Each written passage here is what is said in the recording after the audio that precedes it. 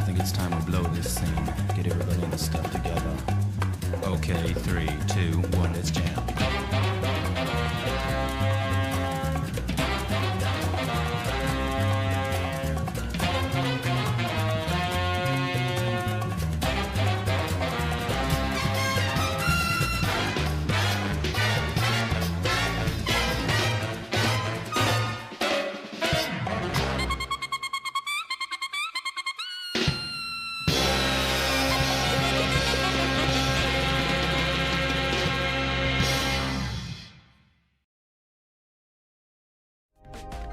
All right. How's everybody doing? Uni 2, the first one. I'm very excited for this. It is on PlayStation, unfortunately. I know a lot of people wanted PC, but regardless, we have a pretty bracket. I got Lid, I got Ryer. I could not ask for two better people to host the evening. So I'm going to turn it over to them in a second, but before I do that, I am going to shout out the Matcherino. Of course, you guys already know we have a Matcherino. Claim the codes. Literally just free money. All you got to do is visit the link in chat. It'll take you to this page. Click that blue claim code button. 25 free cents in the pot. We have stretch goals per usual. At 150 top 4 gets paid out. 320 top 6, 660 top 8. But yeah, that being said, I'm going to turn it over to Lid and Ryer while I get our first match all set up. All right. How's it going, everybody? Ryer here, live from the park. We are here with our first Under Night 2 bracket on WASD Gaming. You can find these every Sunday at 5 p.m. I'm really excited to be commentating the first one here with Lid. How are you doing today, Lid? Doing great. Super looking forward to this bracket. WASD been a staple of keeping Uni alive for the last couple of years, and it's awesome to see so many people pull up. You know, we finally have Uni 2 rollback netcode, so it's going to be a sick bracket. Yeah, certainly exciting for a couple of reasons. One, obviously, new game, plenty of new things to talk about, new things to see. But also just a brand new cast of players who have been playing Under Night for years. Many of you will know who they are, but are able to enter these brackets now because of that rollback netcode that you mentioned. So really excited to see them, just as I'm excited to see everybody contributing to the Matcherino already. We have $10 from Silverwing, as well as 15 codes already claimed. Good stuff, folks. Love to see it. Love to see y'all in the chat joining us. Just during that time when Imperius was explaining how to do the code claim, I did it just in that small amount of time. So it's very easy to head over and claim a code. Give these hardworking gamers some little extra cash. All right, so looks like we are going to be getting started with some folks you've seen on this channel, but maybe not in the Under Night sphere. Blue and Lennox, two pretty strong Grand Blue players. I know Lennox plays Seth in Under Night, carryover from the Lancelot in Grand Blue. But I'm not sure who Blue might play. Blue plays Eustace in Grand Blue. So we might see some Kaguya for the guns. Might see some Vatista, Hilda zoning type stuff, or maybe something completely different. I'm not sure what to expect. Yeah, Lennox, you've definitely heard on commentary a lot on WASD, even at a bunch of different events. So nice to see him playing as well. Is also, believe it or not, the commentators do play the fighting games as well. And we'll see how he does. Yeah. All right. So while they pull up some other really heavy hitters in the bracket, I wanted to get y'all excited to look forward to. We have Masoma, we have BigBlack, we have Silent, we have Knots, Carp, a lot of folks who are very strong players in this franchise and are able to show their stuff for you today. We also have a $20 donation from Magnus XL. Thank you, Magnus, for the $20 Matcherino donation. We do appreciate it. Looks like Blue plays Nanase. Oh, okay. Nanase, really strong in this version. Definitely a character I don't think we've seen really crack out of her shell using her new tools yet. But was a strong character in the previous installment and continues to be so, at least by a lot of people's standards in this version. Yeah, and honestly, pretty recently actually gaining a little bit of a reputation for being a pretty strong character. One of Nanase's like biggest weaknesses was probably her big weakness, and some could argue her only weakness. It's just that she didn't do a lot of damage. Yeah. But Uni 2 is a little different because you kind of die in this game.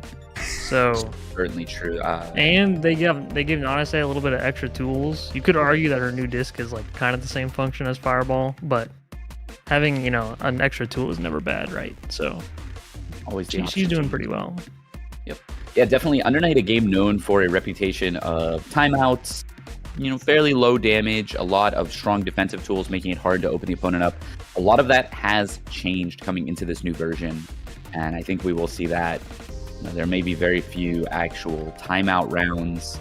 In my time watching this game, which has been, since its release and also in the beta, I've seen very few timeouts. So I don't know if we'll see many more of that. I do see a Kuon floating on the screen now, though. So Yeah, maybe that was. might be Blue playing the Kuon, which zoning type character sets up traps pretty strong. I think we'll see a couple Kuons today as well, whether or not Blue does end up locking that in. Make very quickly.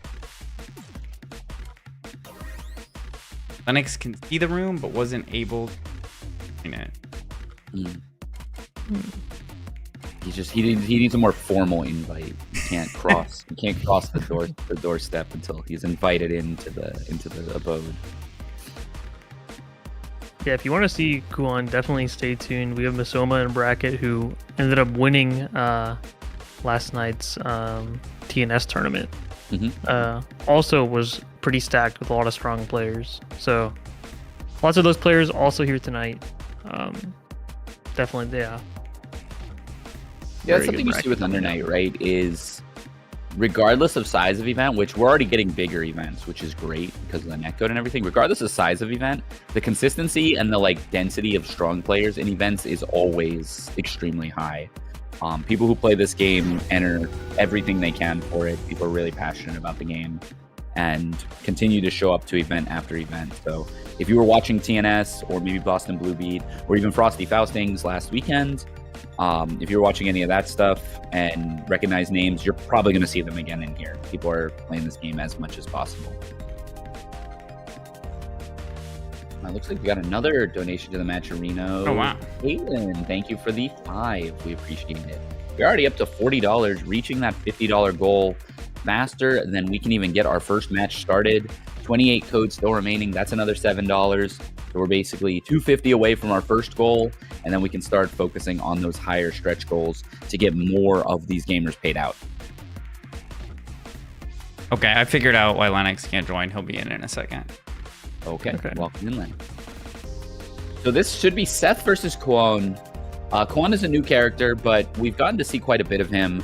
I would say his core game plan revolves around establishing control from full screen using a lot of strong projectiles and lasers. And then once the opponent is knocked down, his mix-up game is pretty strong as well. He can get in, teleport, and do high-lows or lockdown type mix-up situations. So almost like a spin on what Hilda does in this game, if you're familiar with Hilda. Yeah, the Kuon mix is not impossible to block, right? But he does have a decent number of options, and I've never seen like a Kuon set where the mix never hit. Like there were times where a player is really on point, really focused in, and they can block most of the mix-ups, but at some point you're gonna get caught stand blocking, get hit low or something like that. Yep, the mental stack does add up really high, and then unlike Hilda, who I would say leans really hard on her mix-ups, which are much harder to block, Kuon has a much more robust kit, has a flash kick reversal to get the opponent off him if he needs, and just do a bunch of damage from full screen with zoning confirms, and then his normals a little faster than Hilda's, a little stronger than that too. So Seth, on the other hand, still quite similar to how he was in previous versions of the game, if you're used to that. Very fast, movement-based character. Wants to set up an orb projectile, send it from full screen, follow in behind it, and use that to cover his strike throw offense. Usually does pretty well against characters that try to keep him out. We'll Yeah, see if Lennox is able to leverage that. something cool about Kuon too is that like Hyde, his sword normals, which I think are all of his normals, do chip damage. Because if you didn't know, like the swords that Kuon uses are the same sword that Hyde uses, but he just has 8 of them instead. Yeah, 8 times as strong. Yeah. Which if I had 8 Hydes, if I had to fight against 8 Hydes at once, that would not be fun. So thankfully he's not just 8 Hydes all stacked on top of each other. That would be more threatening, I think, than how he is now. I'm gonna pull the other one. Lennox figures it out. Would you rather fight a Waldstein? Wait, how does it go? A Waldstein-sized Hyde or 8 Hyde-sized Waldstein? Hydes. No, I'd rather fight a wall as Hyde. I mean, the hurt box is already like basically. He's gonna 5C and take up the entire screen. Yeah, I think a Hyde-sized. No, yeah, Hyde-sized Waldstein is just Waldstein but worse. So. But there are 8 of them, and they're all J2C'ing it. Oh, there's 8 of them. Because they're all the sword. They're all Kuon's sword. Oh. Yeah, instead of throwing rocks, he would just throw a Waldstein at you. It's the cannonball special, but it's just a Waldstein throwing another Waldstein. We did have this problem with the rooms with Boss and Blue Beat. It's just not And letting we had to- certain people. Yeah, we had to have them make the room and then join that room. So like Okay. Lennox could make a room and then we could join his room. We're gonna get that settled very shortly. Thank you all for hanging out. I see a lot of folks in the chat coming through, and they're all J2C'ing exactly fucked up. That's the scary part.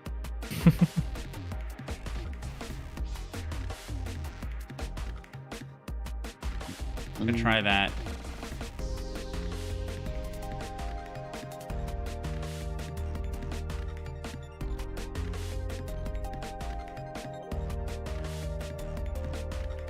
I guess while we're getting started and getting ramped up with this, now is a good time to shout out Crossover Arc. Oh, which is an that's upcoming true. event, Oh my god. an event that we have coming up at the end of March 22 to 24 in New York City. If you like the games that we run, including Under Night 2, Grand Blue Fantasy Versus, and Melty Blood, be sure to check that out because that is our biggest offline event of the year. And it's always a good time. So you can click there for more details, join the Discord, either for the event itself or our main Discord. We have information in both. And be sure to sign up and secure your spot now.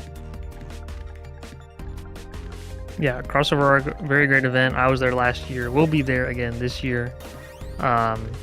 Also going to be very big for Uni. I know a lot of players who are going. So definitely want to keep your eye on that. Also a great scene for Grand Blue in New York. So that bracket will turn out great as well. Yep. And while we don't run it in our online circuit, Guilty Gear Strive is also a pretty poppin' game up in New York that we will be running for that. So if you're into that as well, I love watching it myself. The Strive matches at WASD offlines are always incredible to watch. So I love watching that during Crossover Arc. Right, we're gonna run Makouna and Okay. So more names that you might see around other scenes. Makouna I know from like TMN, Training Mode Network, and Grand Blue over there, as well as other games. And then XeroXen, I'm not familiar with, but I'm excited to see what they bring to the table.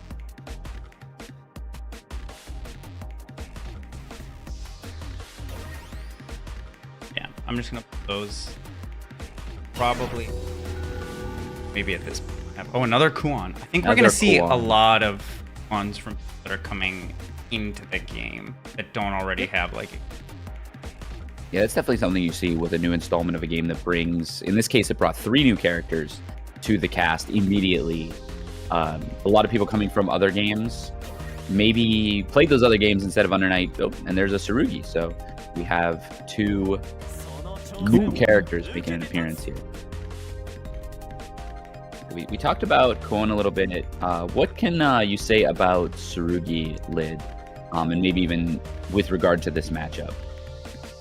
Tsurugi, I actually don't know a ton about. I did play him a bit in the beta. He's a very aggressive character. Lots of anti-moves, I guess. Yeah. He has armor. He has anti-projectile moves. I've been hearing from the players that have been picking him up that the more they are playing them, the more he feels ignorant. So definitely a character. Yeah, definitely a character that lets you forward play very aggressively, as you mentioned, and it all centers around that right there, which is his force function. He sets that shield down and has a multitude of follow-ups that all answer various options the opponent can have. Zerozen going to get out of the corner here. This is the knockdown we can expect to see from Kuon. Oh, wait. Could not see Kuon behind the pillar. That was really smart use of CS. Yeah, there you go. Nice. So obfuscating the visuals. Oh no! Oh, tries to bait the VO. Doesn't quite get it. Gets a bait of his own. Gonna can cash out with IW at the end of this combo. Oh my gosh. Oh, nice combo routing. Uses an EX instead of IW. Oh my goodness, another flash kick. Okay, so Zerozen, yeah, not choosing the block and is dying for it. What about this time? Okay, does choose the block. Oh, but cannot block the overhead in time. Yeah, definitely something we're seeing to Zerozen's detriment is being really liberal with those reversals. I'll talk about that round start in a second as well from Makouna. Being really liberal with those reversals and using them just at inopportune times, trying to interrupt Makuna's strings. Oh no. And Makuna's just looking for it. This route won't quite do it. Oh no, we have Sivo though, so I don't know. Okay. Not quite nasty enough with it. Good block. Okay, we do block the overhead. Tech the throw. Kuon's pretty scary time to get started. Wow, that is doing a lot of damage. Oh my goodness. A triple uppercut. So good stuff to Makouna, really solid in the game plan there. I do want to point out something we might see in the second match too, is that round start EX charge from Tsurugi. It's plus, it catches jumps, and there isn't any real clear-cut answer outside of just trying to reversal it. So that is a really strong metered option that Tsurugi gets at round start that we might see a lot of. Yeah, you do also see on these force functions from Makouna that he's getting hit low. So the force function armor stance beats mids and highs but will lose to lows, and it actually says like barrier breached on the side of the screen when it happens. Nice throw from Zerozen. Good chance they have getting started here. Nice mix. Actually, a little too plus. That gold throw is not going to do it. And does find purchase with the flash kick finally. In between Tsurugi's moves, there is an opportunity to reversal. And so Zerozen can lock into that. We might see a turnaround in this series. We know it's corner though. Oh, the ADP. Yeah, the A flash kick into EX wheel, something a lot of Kuons have been doing. Can be kind of annoying to contest. The flash kick is really big. Ooh, safe jump. Nice confirm on the punish. EX knockdown. VO meter all gone. Time to guess for game. Not quite actually. One more throw will do it though. Oh, it's so hard to see. Yeah, that is a really strong mix that Zerozen's going to with CS there. And took that match really fast over Makouna. Just all it took was one or two better reversal timings. And in the one case, the A reversal into the EX cancel, which will get Kuon off the ground really fast. So you don't really want to meaty him with a low. Scramble situation working out for Makouna here. Yeah, nice B&B in the knockdown. Force function pressure. Okay, I like it. Oh, no, the ADP. Oh, that was BDP. Okay. No combo there. Overhead doing a lot of work from Makouna here. It is pretty fast. It can be used in a string, like almost any command overhead in Under Night. Zerozen throwing out of the corner. Gonna have to do something mid-screen here. Oh, this should be easy peasy. Any combo will do it here. No CS to build meter, but gets the job done regardless. Final round, potentially for Zerozen. Off to a good start already in the corner against Kuon. Not ideally where you want to be. There's the mix-up. Empty float low, gets a full confirm here. Zerozen's combo is really on point. A safe float. Oh no, not safe enough. Gets mashed out by Makouna.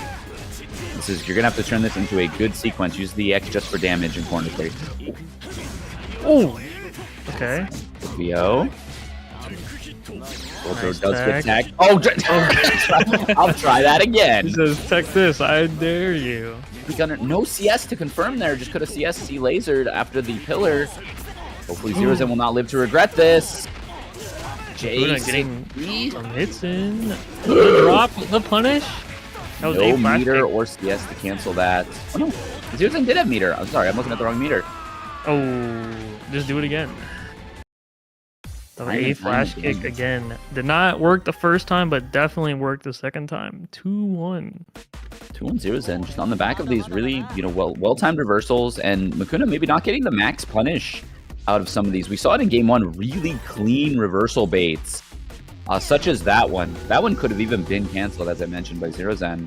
But then, like, without 100 meter here, after knocking down, no real way to get anything done. But if you look at the end there, Makouna had CS and 100 meter.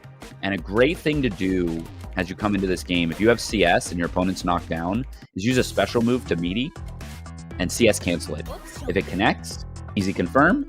If they're reversaling, you will see that reversal and be able to block it and then punish. Maybe next time, close match regardless. Great one to start tonight off with.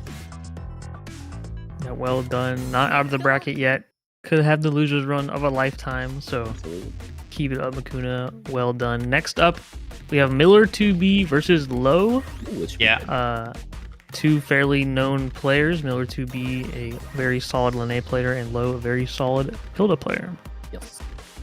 Definitely have seen these folks show up to events. Have done pretty well. Linne versus Hilda. I feel like Linne has a ton of tools to make Hilda sweat. Particularly now with like a much easier to input EXTN, just 2-2 instead of a whole half circle. Were you gonna say something, Im? No, I was just say I'm kind of curious how Linne is gonna deal with Hilda's like shadow Roomba. That's what everyone was calling it at Frosty Fausting. So like, no, it's good. It's good. Hilda got the Roomba, and I'm actually kind of really curious how that's gonna go since it tracks. And yeah, Linne's mobility feels cracked, but I'm wondering if that shuts any of it down. It tracks for a little bit, but that thing actually has a mind of its own. If you can stay away from it for long enough, it just says, "All right, I'm gonna do whatever." It kind of just goes back and forth. It just goes back and forth. And like, I saw that in top 8. I screamed so loud because I was like, "What is it doing?" Because it wasn't chasing the opponent. I thought it chased. Okay, so it just kind of like goes down and then changes speed and stuff. Like, if it doesn't get to someone, it kind of just gives up and then just turns around the other way. It's like, all right, you can come over here if you want, but like, whatever, man. Yeah. Oh, bye, Jimmy. Thank you for the raid. Welcome in, gamers. We are just getting started with our first Under Night 2 bracket here on WASD Gaming. We have one match in, and it was already great. Plenty more to go with 60 plus people entering tonight. So sit back, relax, get some water, and enjoy these matches. Stoked for them. These are we got some really good ones. I guess to talk about the Roomba for a second, something that Hilda's core game plan has always been built around in Under Night is getting a knockdown and setting up something to lock down the opponent while she goes for a high-low 50-50. And traditionally that's been the Gloom, which is the ball that she sets. You'll definitely see it in this set. The ball that she sets, shoots some daggers, locks you down, she gets a mix-up. The Roomba, as it were, comes from below, spikes. It's way easier to set up off of more things, and so it allows her to spend meter for an easier setup rather than having to get a better hit or having to do it slower. She can actually do it in neutral by doing her skewer, which is her laser, into that, and then she's +1 after that and is able to do kind of whatever she wants. Yeah, I think the new super also stays out longer than Gloom does, which means Hilda's even more plus, which is more mix-up potential. And also what you mentioned with the skewer, I believe B skewer now hits crouchers. Normally you could crouch under both of them, but I believe B skewer you cannot, which makes it a bit more oppressive in neutral. It's harder to dash block at her. Yeah, exactly. But we have Miller on Linne, who's able to She has a couple projectile involved moves, a lot of good air mobility with a double jump, as well as an air fireball and helm breaker to be able to make it hard to anti-air her and hard to maneuver around her. So that is going to be Miller's quest coming into this matchup, is do not let Hilda set up. And then once the first hit is made, Linne is quite efficient at deleting health bars. Yeah, I think this matchup was Linne favored in clear. I think in Uni 2, it's even more Linne favored. I wouldn't disagree. Yeah, not because of like EXCN's useful in the matchup, but the problem is that her moves aren't necessarily projectiles, right? So a lot of the active ones, like 5C or like the 66B, 66C, she'll actually kind of get hit out of the Hien. But it's kind of just the sheer speed that Linne has. Oh yeah. Just to dash block, you can, like, Linne's just ground movement is super strong as well as her air movement. And even using roll in the matchup, just a raw roll, can be nice to just move past Hilda and kind of get out of a dangerous situation. And then her close range pressure is way better than it was in clear, which it was already good in clear, and now it's way better, which is a questionable change, but will be used effectively by Linne players to. I have been preaching this. I've played against some really strong Linnes, yourself included, but like Nephros as well. And like, without one AD, what am I supposed to do against Linne, who is just on me? Yeah, they gave her 3 new stagger normals. So 2A by itself, 4A stagger, and 6B all have big stagger windows now, which is super strong by itself. And that was in the beta. And then for some reason in the full version they made Akuga way more plus. So like 5C tip into Akuga was like +1 in clear. But that spacing could be messed up easily by shielding or dash blocking in between the gap. Now 5C Akuga is +7. And I'm not sure kind of why they made her like Akatsuki cosplay pressure, where you can just 6-6E a fireball over and over again. But they did, and they gave her 3 new staggers, and she has 2 new special moves, or 2 new force functions. So she's a little definitely spooky now. Oh yeah. Sorry, I couldn't read the little. I need Miller's gonna try and host the room. What's happening? Got it. Keyword Fuego is pretty good. I give that a 7.5 out of 10. All right. Here we are. Here we go. Oh, with the S. I think joining other rooms might have to be the way things get done. Whatever gets the job done ain't no problem to us. Miller 2B versus Low. We talked about this a lot. Let's see if these folks follow suit with what we were talking about, or if they have their own approach to this matchup. Yeah, also something really good versus Hilda in the new version is roll. If you actually roll her 6-6B and 6-6C early enough, you can actually just punish her for doing those moves, which is very strong to have against her.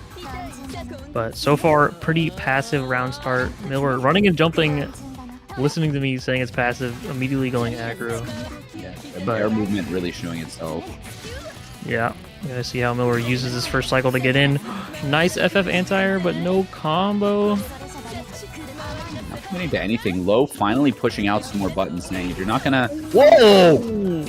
Big counter hit with the back spike. Yeah. Knockdown. First mix-up attempt. There's the gloom. Low taking it easier. Yeah. Knowing with Miller having CS, you cannot mess up that mix-up or you will eat a DP. Or worse. There's the Roomba, first of many.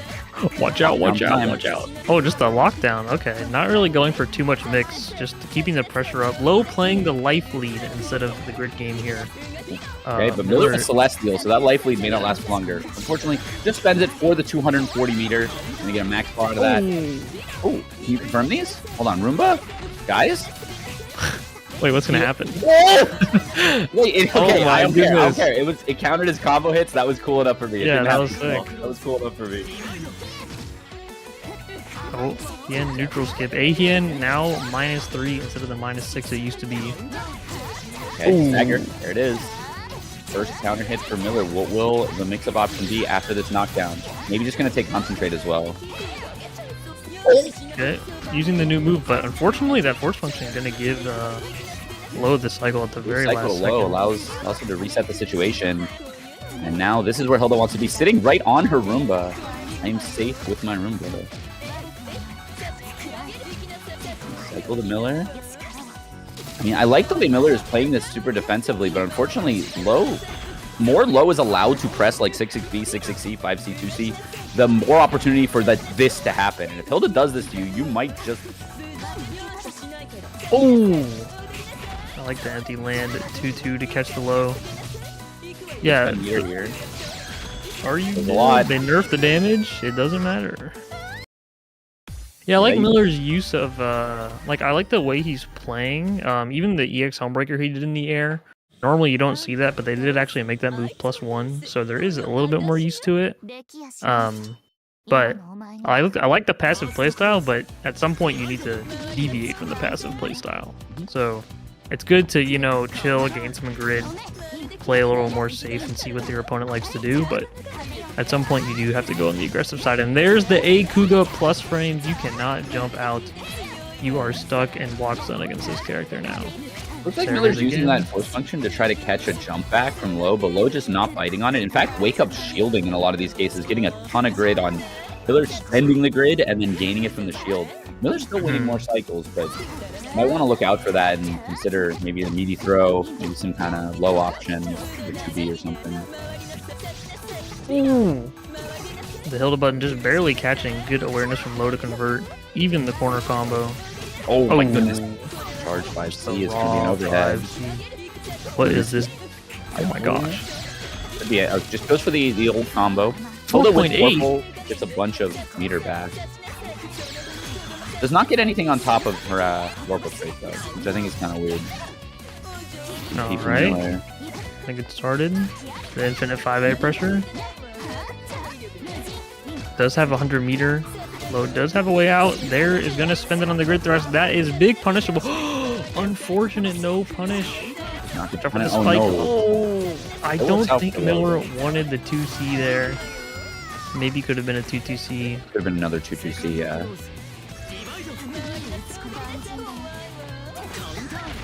Oh, trade. What a very lucky for Low. Block the overhead this time. Miller with a lot of grid. Finally tries to run in, gets hit by the 2C. Version wave. Not quite Celestial either for Miller. Trying to deal with Linne Grappler.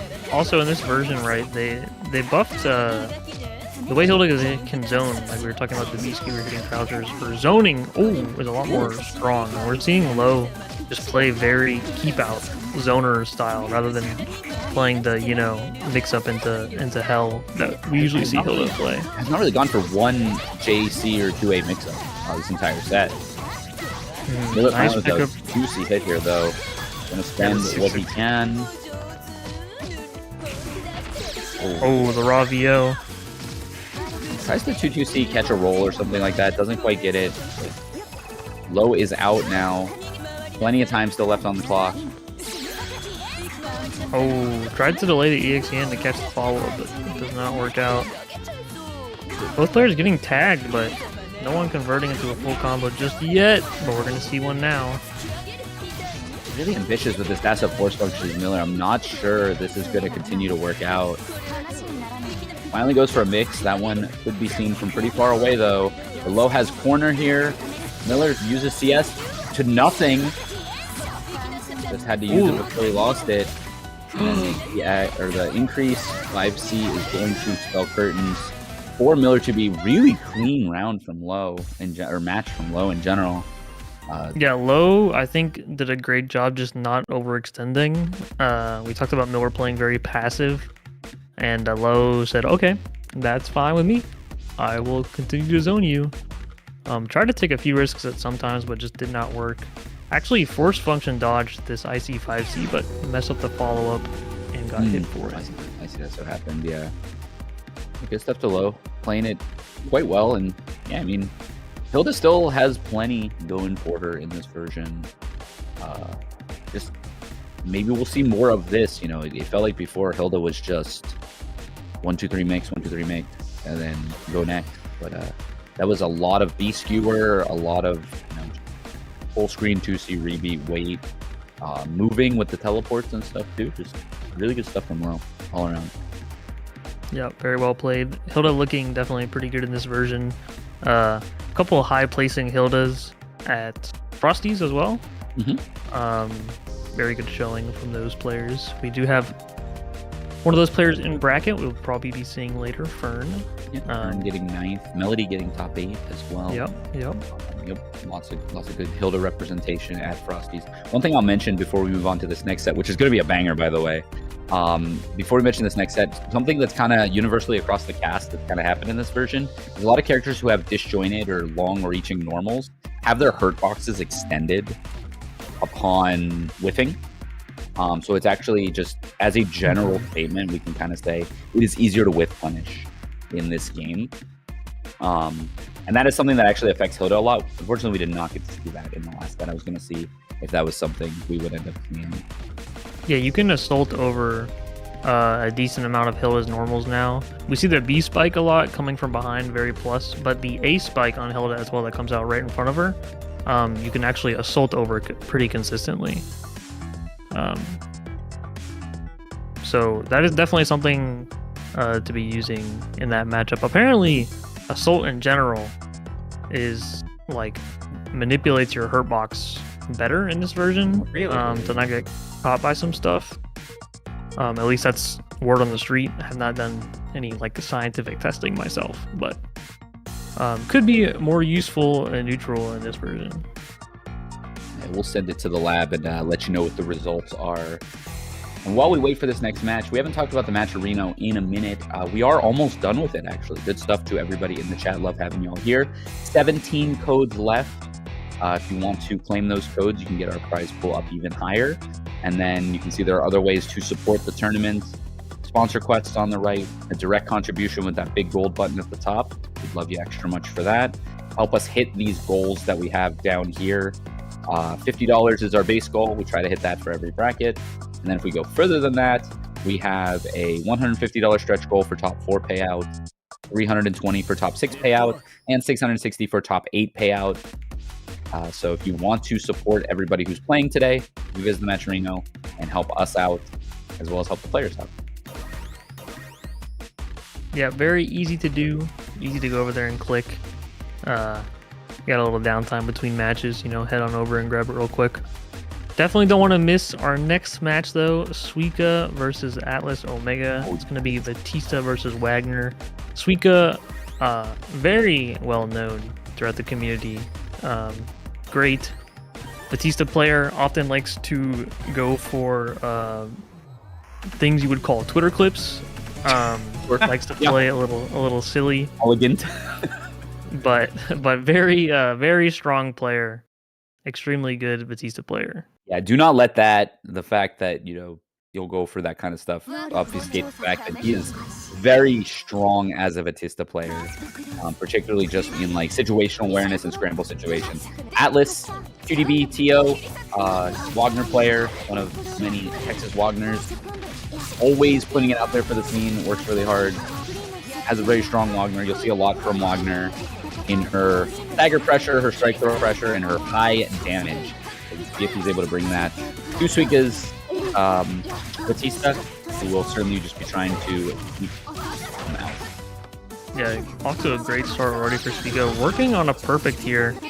Gonna need 2 touches here, though. Does not have the resources. Great defense from Atlas, taking the throw. It's time to play. And Suika just and has CS as well. Out. Shield CS, a lot of things Wagner has that can get exactly that. Very much ready for it though, and as I said, that situational awareness coming through. That was crazy. Suika had that gem play so perfectly that was almost like a Venus flytrap, where he was waiting for it to happen and he was ready for it. Even Wagner had to kneel to that excellent setup from Suika. And here we go. It's going to be the same situation again. It's going to be corner disco ball. The new move, Atlas not caring, just going to get out. Where is Suika? BDP connects. CS flash kick. Them up, same exact scenario. Do not shield at me, says The wall? Suika. Oh my goodness. Chain reaction, dominoes. Oh, just falls short, gets a chance, does Atlas though. +9. Yep. Suika with CS, you cannot meaty this character. Never mind, it's just 5v But meaty. AtlasOmega can. Getting nice reward for the confident 5B meaty. Double buff. Oh, the burn actually, but the flash kick. There was the meaty, and in some ways, you know, once the life is more normalized like this actually will be a kill confirm if Atlas can hit it. Once the life is more normalized, oh no! Okay, never mind. Oh, Whew, we're fine, we stabilized. But once the life is more normalized like that, if they just CS flash kick you, that's not a big deal. It's only a big deal if you have a huge life lead mountain to climb. And so Atlas going for that meaty there made a little bit more sense than it might have seemed at first. Unfortunately, Suika has set up the wall now. yeah. Whoa. Atlas choosing to take a buff over the shield there for the cycle. The EX dive, the anti-air working out for Suika. That's good usage of Vatista's tools. Look at this setup. That was so sick. Flipped all the way back to full screen. Set up a gem in the middle. Okay, but dive. That Wow. huge buff to Wagner in this version is that dive is like CS cancelable and EX cancelable on whiff. So Atlas using that to great effect to try to stop this zoner. Unfortunately, drops the combo, and in the scramble, Suika is able to get a hit here. It's gonna be a setup into gem. Yeah, has CS though. Nice 5-8 to delete the gem. Read the patch notes. You love to see it. The drill barely whiffing. Okay. Oh no! Flash kick, and what a with flash CS, that is enough for Suika to take it. But Atlas is clawing back here. That first round looked a little rough, and as it can be against Vatista sometimes. But I think Atlas has a really good idea of what he wants to be doing. Seeing those dives, cut through the zoning patterns, outright killing the gems with normals, which is great. There's a lot that can be done here. No pun Nice intended. catch on the green shield. And the delay tech, it looked like there, maybe? Atlas off to a great start. Another meaty. I'd be meaty. Atlas says, I dare you to flash kick. What? I think that was a flash Oh, kick. he tried to A-drill on Wake Yeah. Up. Oh, H-Drill. Excuse me. Okay, there's the B flash kick. Good positioning for Atlas here. Actually doesn't have to do much of anything. Just don't get pranked. Oh. Okay, a little reserved on the mix. Wow, the JC barely whiffing. Good spacing from Atlas. Oh, the landing JA to cover, okay. Yeah, Atlas taking the shield buff every time they reset the neutral, right? Because of this, Excellent. that's the exact reason why. EX meter to convert. Oh, but finally the B flash kick coming out. But again, with the life where it's at, the only thing that really sucks about this is you're in the corner. Oh my goodness. Just setting out gems saying, press something, press something. Oh, kill! Oh, where's he going? Oh, my Oh. Clash of Wills. Drill on drill. Suika is coming out on top. Oh. Needy gem and gen detonation. Going to confirm into a pretty easy kill there. Man, that was like... What's that biblical The thing? Gurren The Lagann. Birth of Adam or whatever it is? Like the creation of Adam, but it's two drills touching. So leading with the force function, I like that too. You get a buff off of it. Yeah, Atlas choosing to go for the buff instead of shielding for the cycle. Can still win the cycle here. Double Vorpal! Never thought I'd see it in Uni 2. Again, Atlas using it for this shield buff over and over again. 5Bs. Trying to anti with 5B. No 3C to be found from Atlas. Not sure if that would even reach high enough. Suika using CS to get this hit here. We'll throw tech. Yeah, ADP in that situation. The C flash kick doesn't connect. 5A starter here, though. Not going to get a ton of damage off of it. Just wanted to ensure that there was some kind of hit there from Atlas. Don't get too antsy here. This is where you lose to the zoner. Yeah, didn't fall for the VO on the gem either. Uh-oh. That's After that. that, yup. Very nice. 200 meter. Not going to be enough, especially if you drop it. Atlas, no! Has CS, can maybe extend this a little bit more. Doesn't even need it. Unfortunate drop. Probably, I don't think would have killed. I don't think But, IW kills there, but it turns it into a guess for game off strike Wait. throw. I think it might have. Yeah, Yeah, that's her also- best starter. Also, I was gonna say also could just kill because it's with Uni 200 2, meter. I think that would have killed. It's close. It's close. Yeah, I'm gonna need Jarvis to bring Replay up the takeover. replay Jarvis, That's what we need. Yeah. And do IW there. Yeah. Can we upload this replay and get all of our finest replay takeovers on the job, please? Thank you. Everyone, start labbing optimals for the situation right now. Someone send a defendo. Close the replay. Hey man, you could have won this set. That's the worst feeling, right? if I'm at a tournament and I got like my set and I lost it, I am deleting that replay and running away. I don't want anybody to be able to hop on that console and be like, you could have. Whoa, Shining Spear with a $50. Whoa, donation. thank you so much. No, thank you so much. We appreciate you. Yeah, shout out to the gamers as well for claiming the codes. We're up to 95 already. Only 10 of those codes left. Very easy to claim. Literally any account on the internet you can log into.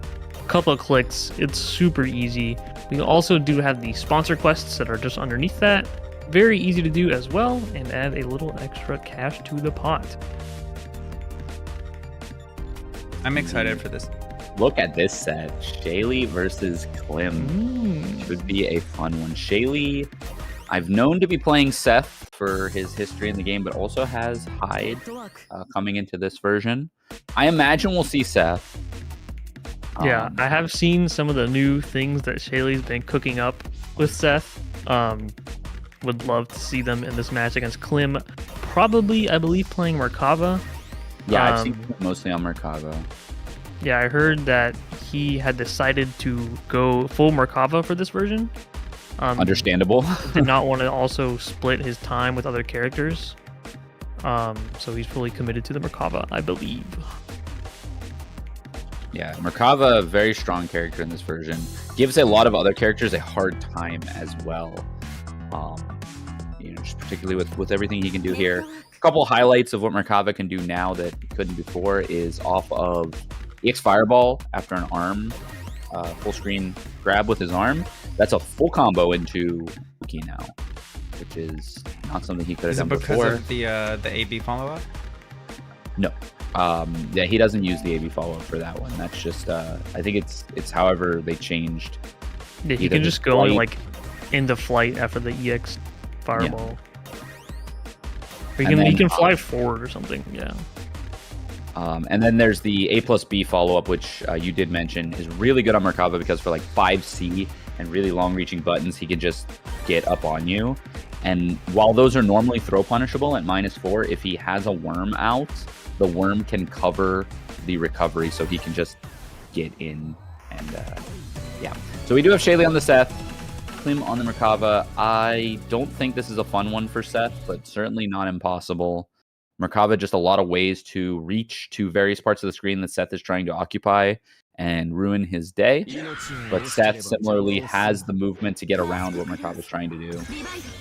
Yeah, Seth can also use his new moves actually to even further his movement. His new air force function is another movement option he has in the air. Low flight mix is going to make purchase for Clim here, though. Something we will see a lot. Shaly out of the corner, though. Oh, here we go. Okay, yeah, CS will also keep that safe. Whoa, ooh, little creep. Little creeping edge there.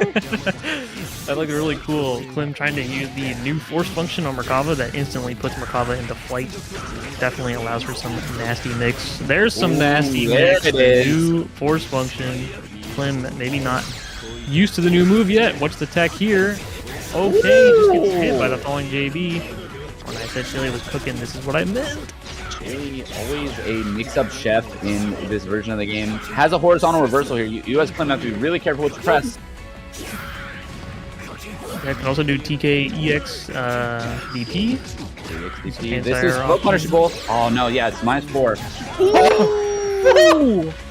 The A parry on the Merc 336C. Okay. I see Fern in chat calling it the re-election. I'm not going to delve into the lore, but you know that's hilarious. Okay, 660 hard knockdown for Clim in the corner. Good blocks from Shaly. Oh, the very nice AOS. for Seth. Here we go. Oh What? no! That's so disorienting. Yeah. So Shaly was telling me that your DPs go the other way on that Right. situation, and the safe jumps It the looks other like side. it crosses and recrosses. Yes. Very strong. Unfortunate combo drop. Still has a chance here. Oh, so that move is really, really strong. Let's talk about that for a second. That is his new dash FF, and it does cross up, and it's special cancelable.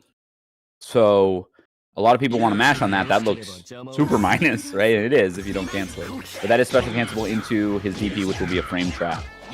And then with like orb mixes, similarly, you're always looking at the orb to be the thing that kind of crosses you up. But Seth will go to the other side a lot of the time and catch you off guard. Yeah. Okay, a little weird bramble, but Shaly getting the confirm into this knockdown. No meter or anything. Not going to be too crazy. Oh! Okay, a little drop there. Clim's turn to get started. Clim's gotten a few pretty good hits in this match, just hasn't really turned out. Guys? Wait, this. Oh! I mean, it worked out eventually. Clim just I like using the idea, going for a little landing left-right there. Okay. using all the movement in the world to keep Shaly at odds. And Seth, while he has 3C, which is a pretty good vertical anti-air, doesn't have like a DP that goes upwards that he can use to stop something like that. Ooh. Escape on the swoop. There's the new move. Shaly doing a great job blocking it out. Takes the throw, but still gets the cycle. Is totally okay with that. Wow! Dive kick trades Dive and then kick, yeah. confirms off the 5C. Very nice. Leo, get out of here. Oh, he can blink. You can special cancel that into anything. So if you're not going to challenge it, DP frame traps. If you're not going to challenge it, I'll start a blink. Very strong tool that Seth has in this version. DS on the table can do the Roxy Halo TM. Going to get the knockdown off that. Cycle close. Okay. A little weird situation there. I don't know if this is going to be enough. I don't think it is. Try the same mix-up. Or no, just a regular old orb set. This is strike throw per game. Okay. Trying to react and anti these dives, but Clim's just not quick enough. Okay, backdash gets caught and full confirm. Super nice using the AB follow-up, and that was early on from the combo that actually built bridge for Clim. So cycle probably going to Clim here too. Yeah, big roll punish. Would like to see some meter. Yeah, been sitting on that for a while. Here's the setup. Corner steal on the table there, maybe? Clim's flight mix-ups are some of the most potent I've seen in this version of the game yet. Really, really digging into that and using it well. Oh, so disorienting. FF just hitting. You can get IW off of this, should Shaly want to know. Just going to go for the same mix-up again. Gets hit again. Clim choosing to experiment instead of block might end up costing him the set. Oh, what a drop. It's okay. Shaly thrives in these and is going to finish the combo. So this mix-up, this previous mix-up that we saw a lot, particularly from Shaly in clear, I was told that doesn't cross up anymore. Yes, I actually tested that for him myself, and orb cross-ups in general have been severely nerfed, and the orbs have a lot of cross-up protection on them now. Is it the JFF that's undoing cross-up protection then, or is Clim just getting discombobulated? He's just getting discombobulated, yeah. Getting counter hit by the orb almost every time. I see, just trying to press something. Okay. Yeah. Because it is fast too. Worth noting, it's like a restand that is fast when you do that grab at that proration. Good stuff to Shaly. Love to see it. Oh my goodness, this is a... Wait, are we in... What is this, top 16? Is that where we're at now? No? I think the winner of this makes it. Oh yeah, you're right. Yeah, winner makes it into top 16. Winner gets to fight Mr. B for in top 16.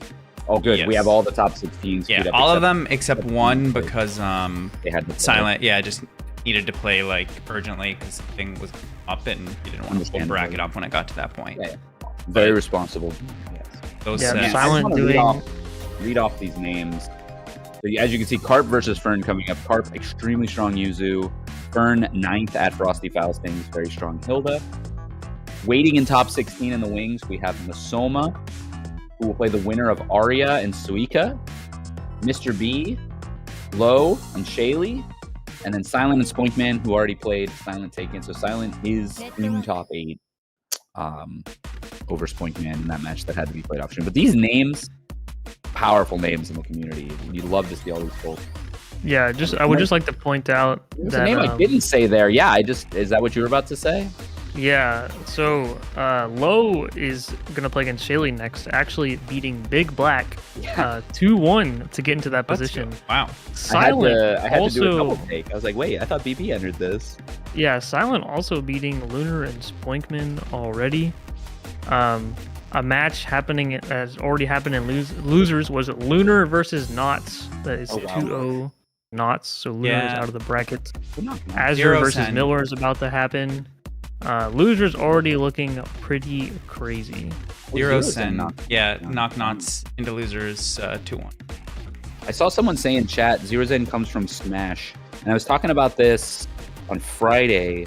The Smash Bros to Uni pipeline is really potent. Oh, like a lot of our strong players come from Smash Bros, and I don't know if the skill sets just carry over or what. And the reactions are certainly a big part of it. The neutral Smash players is poisons. I always think of Crocs and Socks when I think of like Smash players who came 2D fighters, and they're Crocs and Socks was a Smash player. He was a king. Oh yeah, he said if you ever want to beat him in bracket, just bring up that you know him from Smash, and his mental will crumble. So there's some tech if you guys ever end up against Crocs and Socks in a bracket.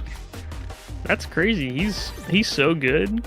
He's so good at Exert. It's nuts. All right, so we got Carp versus Fern. This one could be one we could see go long, time-wise. Carp known to play Yuzu as intended, manner of speaking, where he is very willing to wait out. If he's in an advantageous situation, he will wait it out. He will zone. He will not overcommit. Very good at playing that defensive Yuzu playstyle. Yeah, Fern also does play very mix-up heavy build-up, so it's going to be on if Carp can keep Fern from getting started. Carp rocking this cool custom color as well. Fern going with her classic Hatsune Miku color. Carp getting the first hit. I like the gold slashes on the color too. Very cool. Color. Carp getting started here. Has the corner. Very nice. Little throw mix up there. And cycle on the table. Already. Whoa. Oh yeah. 2FF, low crush, throw crush. Get off of me. Pretty good option. Her turn. No way. Okay. IW not working out. I like the idea though. Ruba time. Really getting that meter refund as well. Good block from Carp. Good VO from Carp. Little late on the green shell. Wow, that was so smart. Oh. I think he could. Carp has CS. Yeah, nice. Okay. Nice slash after the pin. Huge situational awareness. I really want to highlight that TK flip, which has invulnerability, reacting to the spike from Fern and saying, I know front spike or back spike, I don't care which, I'm going through it, and that's going to be a counter hit. Ooh. Quick assault JC, lots of fundamental stack there. Sometimes you just get hit. Just going to spend 100 here, has CS, plus a billion. Ooh. Almost baiting the grid thrust. Oh, there's another again. TK. Not able to punish though. Carp actually getting the hit. Okay, regular flip is plus. So much pressure coming from Carp's Yuzu here. Fern with a mountain to climb. Should she even get out of this corner? Not even going to get given the chance. Carp with a perfect in game one. Yeah, just going through the different marks, flip after flip. Using the TK EX flip too. It's important you mentioned the TK, right? Because the frame data is a lot better. I'm seeing one Cal Defenestrator in chat saying 0 on block. Did they change TK flip? It used to be +3. We'll see. Pull up the tapes. 2B counter hit. Fern able to mash out though, getting her first real chance in this set to get something started. Let's see what she does. Yeah. Carp trying to escape. The Gloom not gonna let you. Big 2B. I think 2B, 2C from Fern. One knockdown. This is your time to guess. Oh, it beats Creeping Edge. Unfortunately, not capitalizing on the awkward hit that came afterwards. Yeah, you can cancel your Creeping Edge into block after rolling. Not sure what happened there. I don't know if Yuzu's one of the ones with the airborne roll. Characters with airborne rolls can get air unblockable after they roll. Yes. That is going to be different based on the different members of the cast. So if you're going to make setups like that, you're going to have to learn what is what. 2C whiffing from Carp on Wake Up, just trying to get something started. Wants to end this match before Fern can get this momentum. Here it comes. Ooh. Runs. Interesting tactic. Runs into the Bloom. That does scale this combo pretty heavily. Still a lot of damage. Oh my goodness. Does not scale it enough. Gloom looks like a pretty good starter. 5.4 with the cash out. That's decent, yeah. 8 hits of Gloom into 5.4. Sure. So Fern with her first round win being a perfect here. Something you would expect to see from Hilda. Carp getting the first hit here, though. Okay. Nice mash. Ooh. Not a very awkward hit, though. Could maybe A+B to confirm there. To at least get a hard knockdown. But the scramble resulting afterwards is going to give Carp to the corner. Oh, the 4A. I like it. The toe tapping pressure from Yuzu. Not a grab. Oh. Stand tech. You got it. With cycle, you got it there, I think. Off the throw? Off throw starter? Oh no. Finally, it dropped. Did not believe. Gonna have all the resource in the word though, so better to do that than waste resource and drop the combo. Taking all the slashes is 2C! Celestial. 2C with Celestial on Hilda. That massive starter. You spend all this. Oh yeah, and you get the 50% meter refund. Crit there's could have been blocked. Oh, the meaty slash. That slash was tip range meaty. Fern just trying to wake up, likely with 2-2C CS, just to, generate some plus frames, get some chance to mix up. Carp swing just in range. Yeah, really wild situation at the end. This was so much damage that Fern was able to chunk out for almost 0 meter. Yeah, you can see the health bar, Carp's health bar deleting very fast. Definitely was a 2-touch situation there. And then that slash that's max range. That didn't even. Yeah, Carp looks like it looked like that slash had a very specific intent, and it was very much intended to beat a 2-2C on Wake Up. Great, yeah. Ooh, good mix. 4 Chains. Thank you for the $40 donation to the Matcherino, putting us within a Yuzu / striking distance of that top 4 payout. We're only $14 away now. We can get like $1.25 of that in codes. So if anyone has about $13 they want to throw to this pot, you could get us to a top 4 payout. Yeah, big shout outs to 4Chains. Always been a supporter of Undernight brackets, constantly dropping in a bit of cash here and there. I say here and there, but really he's supported so many times. Yeah. Big thank you to him. Pretty much every time. Also 3 codes left. Definitely finish those up. A little bit extra, 75 cents to the pot, would go very well along with our 137 that we have already. Oh yeah. Okay, so this is going to drop us into our top 16 winners side. Yep.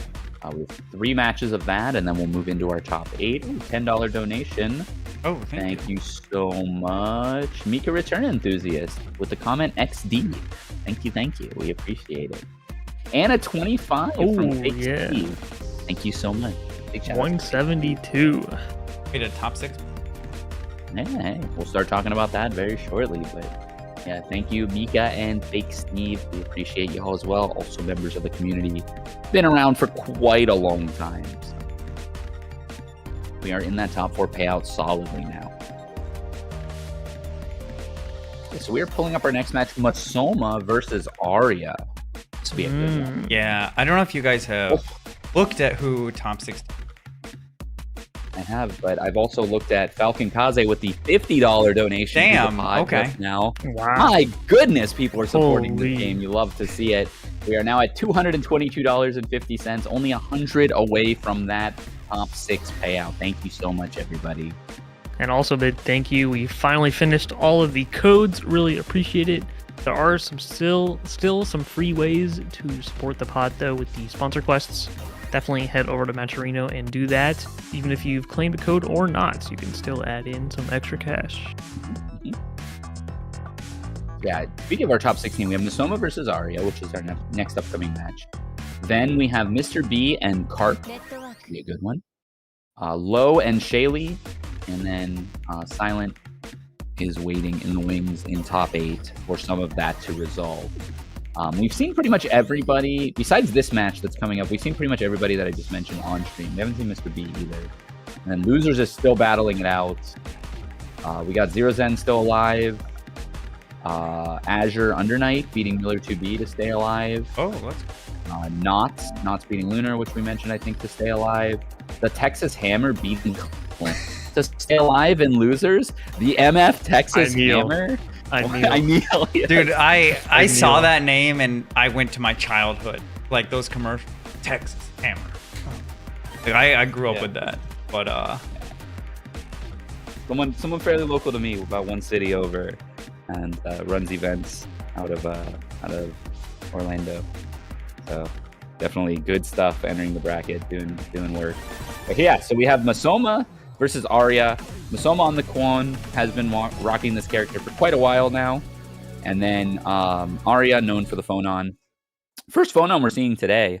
Phonon is a character that seems quite strong in this version.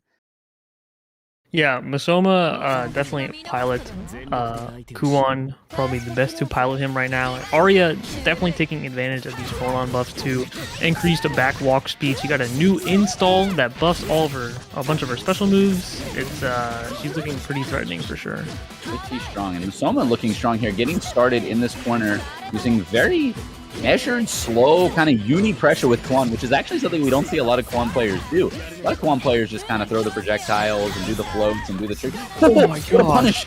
It's massive flash kick. Also, this pressure with the normals. Remember we mentioned that Kuon's normals do chip damage, and if you choose to block for a while and you're not shielding, that may end up adding up.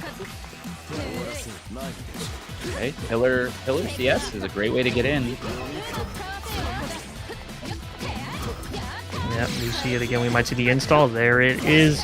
So Phonon's special moves all become more plus on block. It affects her Pillar and her Fireball. Don't think it affects her Rekka series.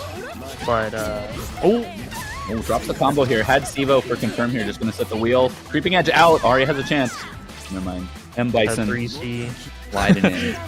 Yeah, that's Kuon's 3C advancing low. Wow! The 6-6B beating out the Pillar round stars. See the same exact situation here, just gonna get the hard knockdown. Very, like, no gimmicks in Masoma's pressure here, right? Like, we're not seeing any little floats, just using the plus frames that the ring provides to shimmy in and out and stagger. Finally getting a float mix up there, and this is gonna be a perfect for Masoma. I didn't actually know Kuon could shield during float. I think that was supposed to be a CS on Masoma's side, but yeah, breaking out the mix at the end, right? Sealing out that first game. And that is most of those situations. The scientists have gone to the lab. Most float mix-ups are going to be DP safe, VO safe, meaty. So like you're not gonna really get the mash out of it. You're just gonna have to. They're not the most unreactable thing in the world. Maybe shield them, maybe block them, but they are real. Be careful about that. Good grid break from Aria. Throwing out of the corner, though. Might come back to fight him. The up back ICJ3B also new move Phonon got. And oh my gosh, what a starter. Where'd your life bar go? 4.9? I saw a rogue hit. I looked over at the chat. I was like, okay, we're going to have this mix-up that follows, but Aria just getting the kill off of that. That damage was nuts. Up back Fireball over the Kuon 6C. Great answer. Drops the combo, but keeps the pressure going. Cycle's going to go to Masoma here, see what he can do with it. Okay, patient. Yeah. Scary to press against Phonon here. Redness. She gets to use, I believe, 3 special moves, and then it's also on a timer. Whichever ones of those ends up ending first is when she gets out of the install. So Aria, good hit here. But this is actually big. This could put Masoma in a really bad situation. Yeah. Saw it coming from no, there's one person ADP who's flash going to kick? give chance to, and it's Masoma. And this combo will come really close to killing. Going to be a throw for game. Text from Aria. Text from Masoma. The 2B. Oh, the green shield. Oh! Didn't quite catch it, but Aria not ready to tech. So Match point for Masoma. Okay, install. DP into install. DP very fast startup. Just a great way to get into that install. That was some plus frames. Fireball number 1. Hit. Almost cycle control, as always, on point. Getting so many grid blocks on his offense. And maybe using sort of mix up here. Oh, okay. Facing outside of the wheel. Classic F-pan mix. The wheel that doesn't hit when you throw. DP from Aria. Throw not back into the corner. Oh, okay. Tried to go for some mix. Cheeky mix there. The 2B catches, though. Is that the set? It is. Wow, that is going to be it. Masoma taking it 2-0 over Aria. Aria pretty much had game 2. Unfortunately, that combo just dropped right at the end. Do think we'll be seeing more from Aria in this bracket. Masoma, in the meantime, advancing to winner side top 8, guaranteed top 6. Looking as strong as ever in the French bread game. Yeah, nice 2B at the end there. That Kuon 2B button is looking pretty good. Well, At least good. It's catching my toes all the time. Is that the wheel forward? Yeah, that's 2B. Yeah. That button, man. Big button. Here's a good one. Shaly versus Low. So we've seen both these folks on stream already. This will almost certainly be Seth versus Hilda. And we saw Low playing a lot more zone focused Hilda compared to, like, say, Fern. So it's going to be on Shaly to get in on that. And we saw Shaly in his previous match, very offense focused, very much willing to play that offensive game. Yeah, love seeing Shaly play. That mix could also be the mix/setup could also be pretty good against Hilda because she does only have metered reversals and they are a bit slower compared to other characters. So it might be a situation where once Shaly gets in, Hilda can't get out. That's kind of always been the case in the Seth Hilda matchup, right? Like for both characters, it's very hard for the other to get out once the prior gets started. But I think now it's really going to be hard for Low if Shaly gets started. The mixes that we saw Shaly implementing in his previous set, they were disgusting. So we'll see. We'll see if Low's ready for them. All right, not ready for the 660 round start though. A Seth classic. Shaly knows it well. Yes. Low, Or unfortunately, also knowing it well. Turn that into a nice jump back from Low. Really good situational awareness. Blink counterplay. The roll out of the gloom. Okay. Worth mentioning, Shaly has played a lot with Fern in long sets. So if anyone knows the Hilda matchup as a Seth player, it's going to be Shaly. We saw the 5A on the dive kick right there in similar fashion. Makes up time? No, just going to take damage. Nice knockdown. Oh, 3.8. Orb on the screen. Gotta respect it. Oh! Got shot. Orb coming. Nice jump. Enough for a punish, but both players one touch away. At the time, we saw that player on the creeping edge earlier as well. Yeah, And you can no, it's not confirmed. No, The 63C does take the round. Wanted that win so badly. Did Low kept pressing, got some good hits, but too many bounces or something. Could have had it. Shaly just CS reversaling with that long horizontal reversal. Seth, no punish. Guard thrust is coming out. No longer requiring Vorpal or grid breaking you. Wow, what a 3B. Yeah, 3B. Shaly expecting the jump back or something. Not quite getting it. It's oriented. Discombobulate. God. Gonna get a nice knockout. Here we go. Oh, just kidding. I mean, it can't keep working like that if it's not real, right? Right, Lid? I mean, I'm becoming a believer. But it's not. Is it nice Oki from Seth? I don't know. I tested it with him, and you could block it both ways. I don't know. I'm a little speechless. We'll talk about this a little bit, depending on how Shaly does. We'll talk about this a little bit after the break. But yeah, I have a few questions. The blink mix-up, typical situation for Seth. Definitely something that's not impossible to deal with. Low seems pretty familiar with it. Ooh, great command grab. Not much damage, but the mental damage on the grid break is huge. Grid break's Gonna massive. see another one come out. Barely gets cycled as Shaly there too. Okay, cheap. You can mash on that. I don't know. Threatening to show. Oh, okay. I think meant to. Hilda just drives right through it. Hold on. Oh, the roll. I like it. Doesn't get punished, but gets out.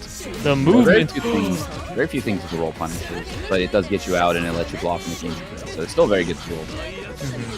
Mix up. Look out. Shaly going for the movement right now. Guard thrust. Low is sick of it, but you're back in it.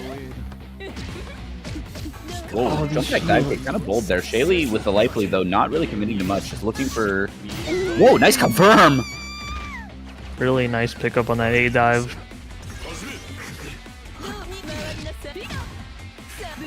They're back to neutral. Shaly suddenly on the winning round for him for this set. Looking very good here. Using that creeping edge super well in this matchup too.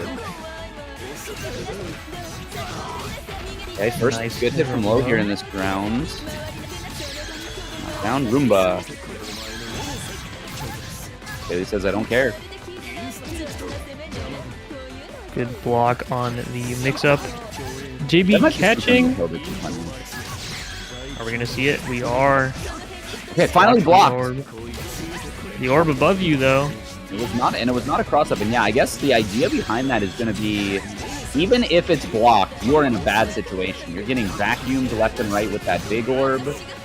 Seth is still free to do whatever he wants, so it's almost like one of those meetups where the expectation is that it does get blocked, but the follow-up situation is so unfavorable, it's worth it.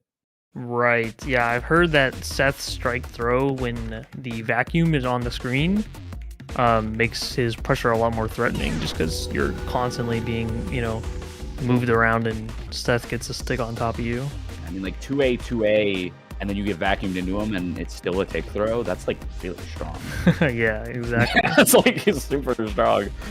Yeah, very solid play from Seth, showing off Seth's movement and mix-up and pressure. Very well done. Yes, very well done. The question I was going to ask was, did you test that upon release or in the beta? Tested that on release. I tested it. I had early access for a bit, and Shaly did not. Ooh, and he asked me to test. There was something that I had with Chaos that I talk about this every once in a while, but like his new 2FF where Ozzy flips on the wall was not invuln in the beta, and it was invuln on release. Oh, interesting. Mm-hmm. And that was something I put in my essay to Kimona in feedback, so I'm like, he listened to me. He implemented my point. Oh, I'm excited for this one. Mr. B versus Carp. Yeah, this will be a good one. I think this is local. They go to the same... yeah, I believe they've played each other a little bit. I do want to give everybody a quick heads up that I am going to give our commentators a brief break after this set, and then we'll pick up with top 8. But I want them to have time to grab water, use the restroom, everything. We've been doing it with Grand Blue. I'm going to start doing as well. A quick heads up that after this set, very quick. Also, Regalia Norin, thank you. Oh, wonderful. Thank you for subscribing, avoiding those ads, getting to see all of the match action in its glory. Here we go, Mr. B versus Carp. We saw Carp cooking earlier. Mr. B, very strong Orie player, has been playing the character for quite a while. Orie, quite good in this version as well. I don't think there's a bad character in this version. No. Orie looking strong as ever. Finally has a true meterless reversal with 623B. and also has some new neat lockdown moves with Thanatos, should Mr. B decide to use them. Yeah, don't know how much we'll see of the new BDP reversal. DPing against Yuzu is usually ill-advised. Kind of cringe, honestly. Yeah, kind of cringe indeed. Carp rocking the all blue color now. Let's see. Ooh. The neutral, the backslash is the classic. Oh, okay. 5D, no cancel. Assault. It's the assault. Assault also a pretty good tool against Yuzu. As you mentioned earlier, kind of better in this version because of the way that it evades some of those flashes. Fortunately, not really capitalizing on it was Mr. B, only getting a couple hits before dropping the combo. Ooh, big 2B. Good heads up stuff from Mr. B there. Carp with meter and CS though, just gonna creeping edge out. Not afraid. He died. The scoop. It is gonna be enough. Not even gonna need 0 meter just using the Vorpal damage advantage. That's all that was needed. Trademark other good player knows what resource they need to spend. Carp knowing he doesn't have to spend any of it. Ooh! Wow. Cool shimmy with that. That was really, really nice. Yeah, big shimmy there. Okay, VO, get off of me. And uses the enhanced grid gain swing VO to get cycle. Mr. B in a pretty good spot despite the life deficit. Did you see the lockdown? Guards are from Carp pretty early, but well timed on the assault. Is this gonna be enough? Any amount of meter to not have to block them, except that Orie presents there. Oh, it is enough. ABC. Building just enough meter. Very solid game 1 from Carp. Carp looking extremely strong in this bracket. Just plenty of clean, consistent play there. As we mentioned, kind of his hallmark is not overextending. Orie into Yuzu. I mean, Orie's strength is her range and kind of her relative safety in which she can swing. And Yuzu puts a challenge to all that. Yuzu says, "You're never out of my range. You're never fully safe." Oh wow! Nice thrust from B. Big B thrust for his best starter. 3.6 meterless, everything. Nice reaction. Wow, that was really nice too.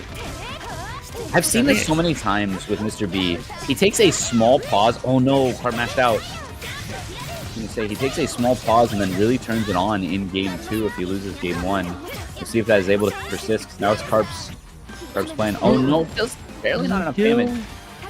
Got the 2A though. Yeah, I like the Carp doing that 4B on the wake up as well because thrust CS classic meaty from Orie. But we are back in the neutral. He's filling out once the slashes are coming out. Finally gets clipped by one now. Oh, drop combo from Carp. Just press. That's twice now we've seen a really on-point press from Mr. B based on range and kind of situation after a CS. Mr. B's post-CS awareness is really, really on point. Okay, Yuzu got all this grid and VO.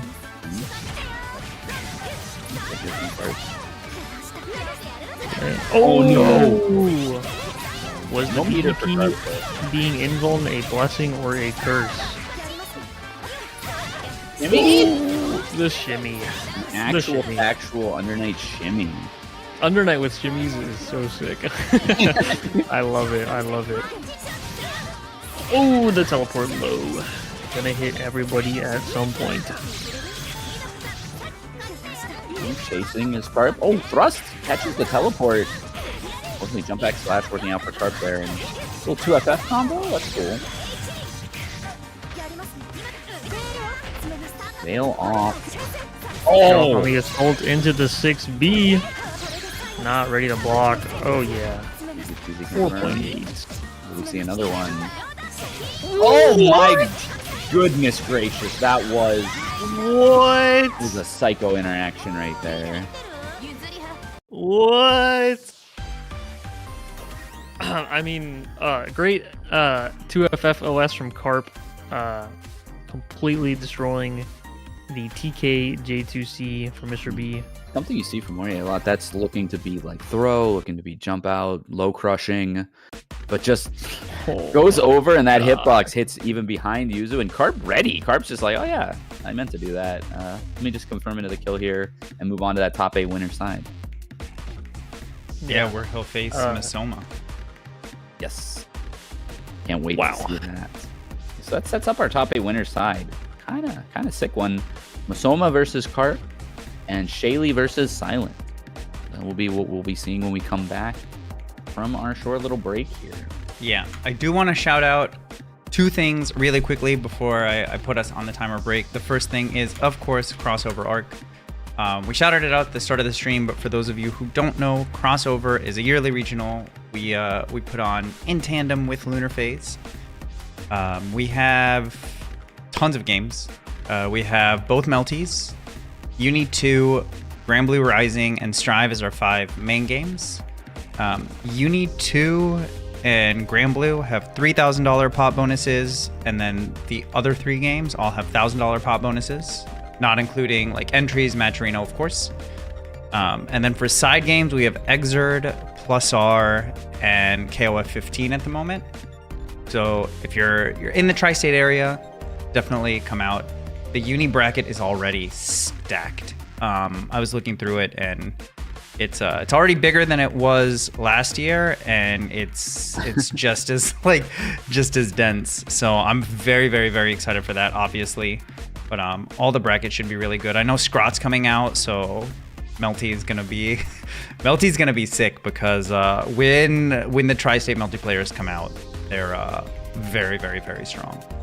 So the links in chat, both to the website and the Start GG, if you want more information. Regular registration goes until the end of the month, which I think is the 29th this year. I think it's a leap year. And then a late reg starts in March. So if you think you can make it, definitely sign up sooner rather than later. And then the other thing is just the pin message that signups are open for next week's bracket. It should be on PC.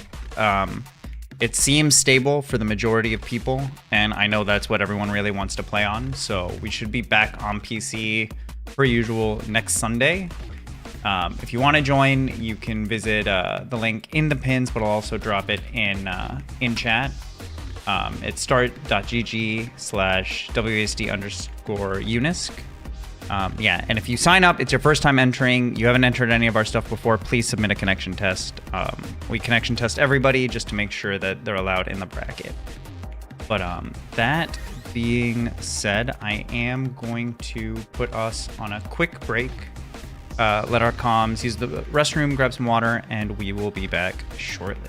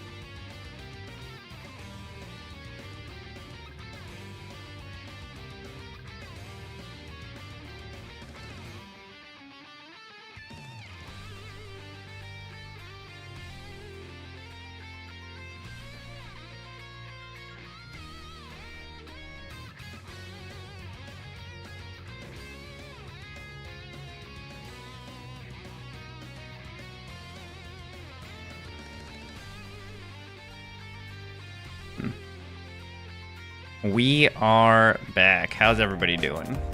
Hey, everyone. Hello, hello. I'm very excited for how this top 8 has been. God, I don't know why it's showing that. It's showing Wagner over my. Not showing the top 8. Never mind. I was gonna pull up the top 8 and it's just not showing it. I have Top no 8, clue all why. Wagner. All Wagner. I That's would why be he's so very excited. excited. That's why I was so Yeah. excited.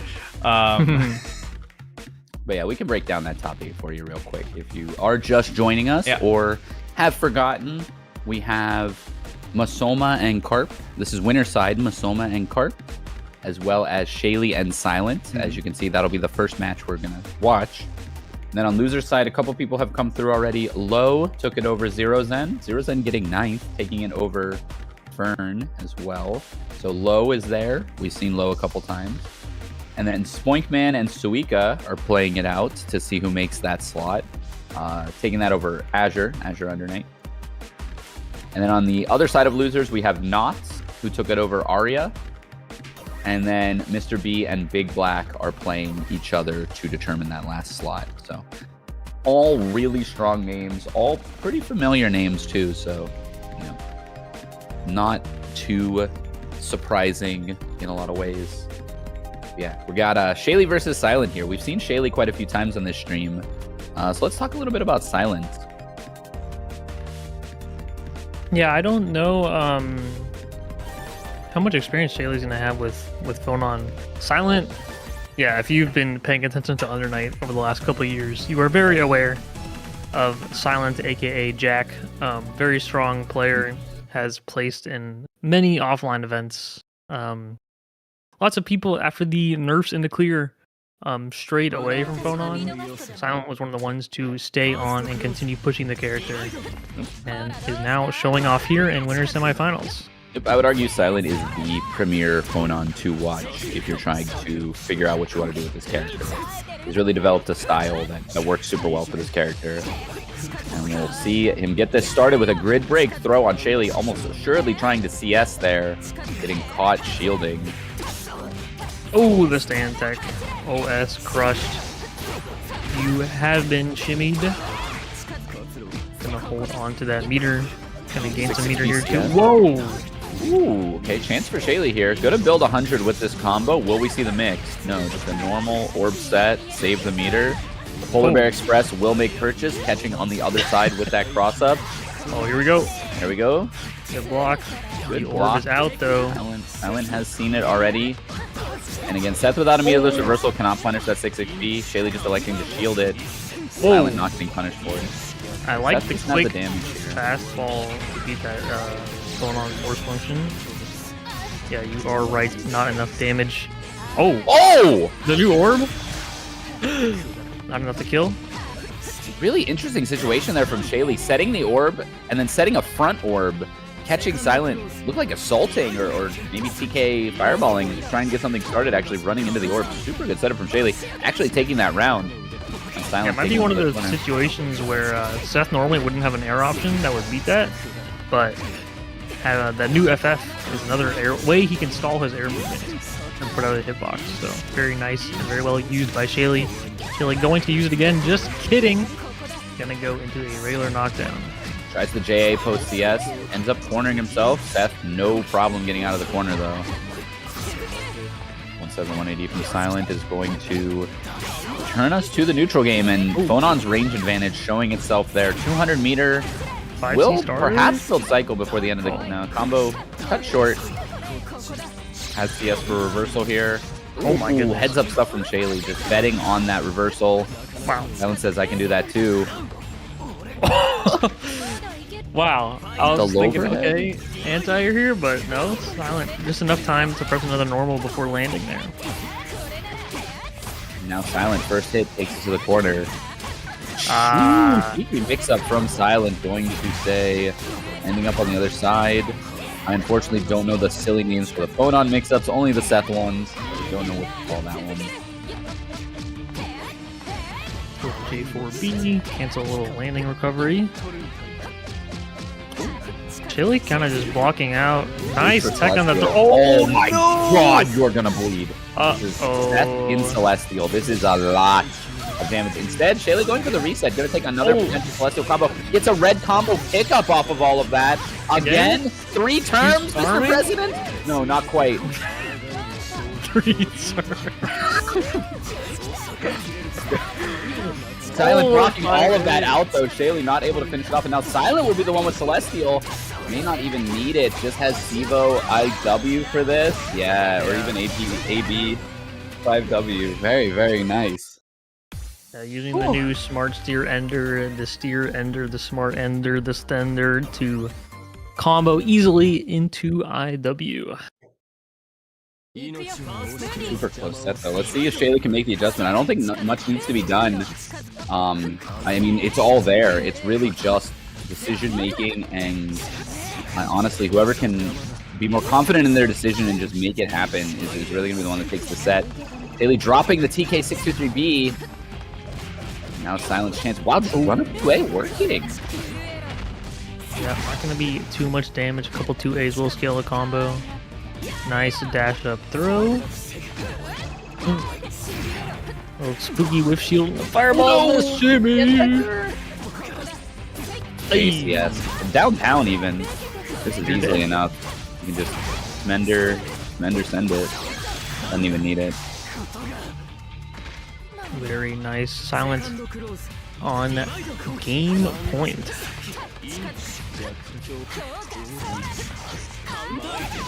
Wow. Sets up. This is the portal. Ends up just getting a grab to Shaly.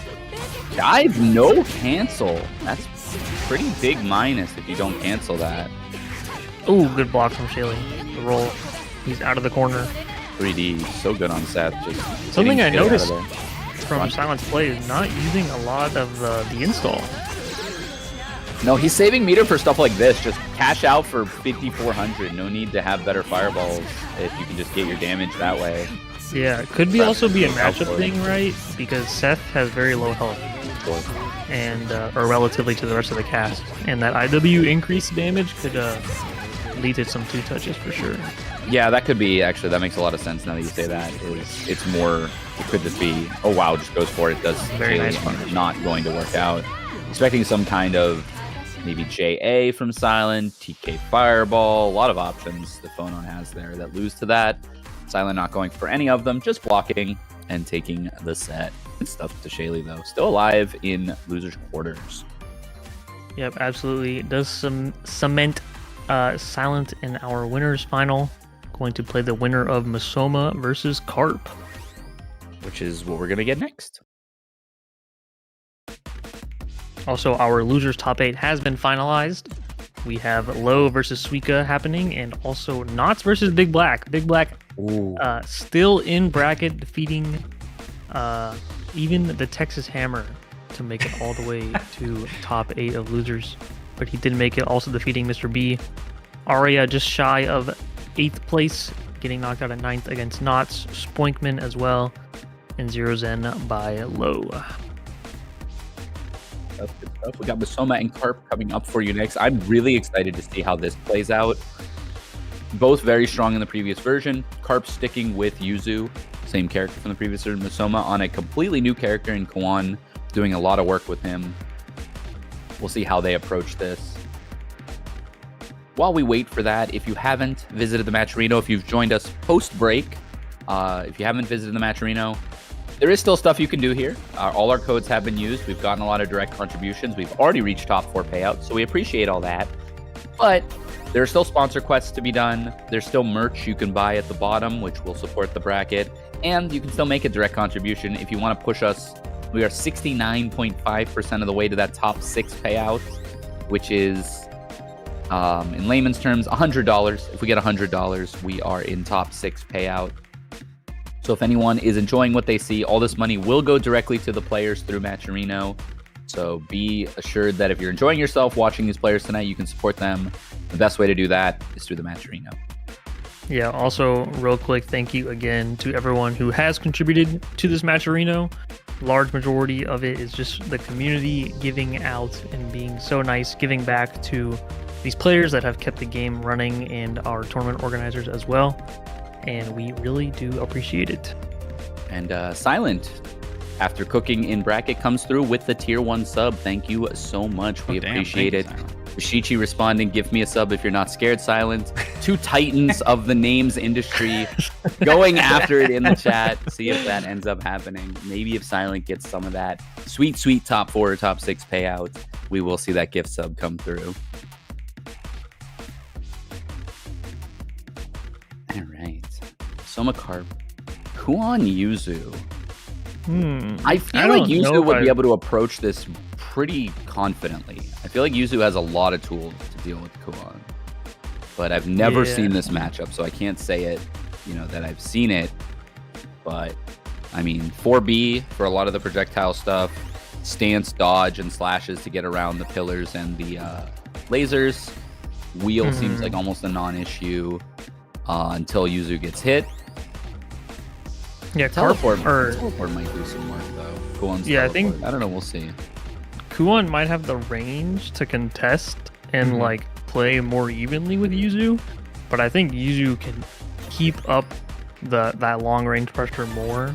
So I think if Yuzu gets started, playing that range zoning game might be pretty effective. I don't know if Kuon's metered full screen options are like super crazy. I know he has the EX teleport that like just puts you on top of the opponent.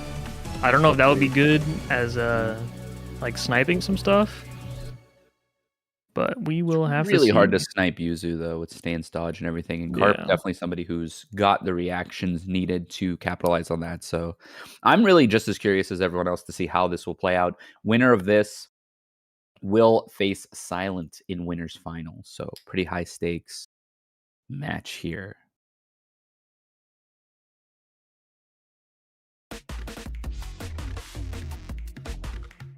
That we will be seeing shortly.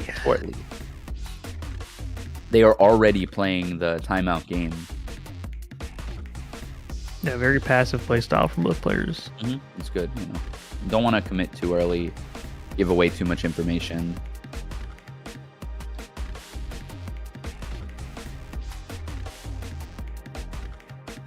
We are stuck in the infinite loading. The infinite Tsukiyomi loading, yeah. Yeah, I'm gonna see if it's working for them.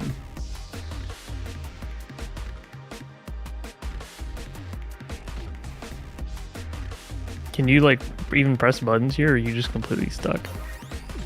Oh, you can, okay.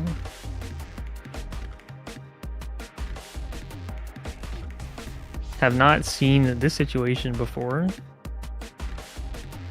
This is a new one. This used to happen in Blaze Blue. The 2 people would be playing, and we would just be in the lobby. Yeah, it usually shows like an icon of them playing when the lobby is functioning normally. Like if you're in the lobby but not spectating, it'll show their sprites like, we're fighting each other. I see. A little thing. Yeah. Oh, hype train incoming. Makoto Fox coming through with the gift sub to Joshichi. Thank you so much, Makoto Fox. Shaly said he's watching it. Oh, is he this other spectator? And the room has been closed. It's Shaly's room. I see. Yeah. Because neither one of them could join mine, and I couldn't join theirs. Okay. So it was. Carp has first round. Carp has 20% HP left. Masoma full HP. Let me see if I can grab Shaly in a Discord stream. Opened up Carp with 3C. Took the round. Took the round. 1 round apiece. Amazing sweep from Masoma. No way he just did EX teleport like that. Oh my goodness. I'm kidding. Carp just mashed on Masoma. Okay. So doing a combo here. 2A. What's the Oki? Yeah, we're going to see what happens here. Masoma stuck in the corner. Got out though with the teleport. Oh my goodness gracious. This is the most intense match I have ever witnessed myself. Oh no. No, dude. Carp just woke up through. Does that mean he my threw the goodness, round, that combo is that combo opponent? gonna kill? No, I think he needs one more hit to take it. I don't think Cycle's coming in time. No, it baited. Oh, but baited the Baited DP. That is kick gonna do it. Carp on up the 1 combo game to draw. nothing against Masoma. You love to see it. Goodness. Wait, Masoma DP'd Carp. Do good combos. How is he not dead? Amazing SDI from Masoma. He dropped. Never mind. Carp is even better into a reset. Man. The mix just never stops. Oh my goodness, what is happening? He's just typing OMG. He CVO'd. Then he dropped the. He will it kill? I don't know. It killed. Huzzah. Masoma game top one. a game versus. Here's the part where Shaly's like, yeah, none of that happened. I'm stuck in the lobby too. He's Yeah. just typing words. OMG, the volcanic viper. All All right. They backed out, so we're gonna One try and game. get in. Yeah. One game up. Masoma over Carp. Wish could have seen it, but I mean, we got the live Shaly commentary read out by us. I think Shaly, we're gonna see if we can spectate. It looks like the lobby's functioning on our Yeah, it end. looks like we're good now because I think we're okay. good on my end.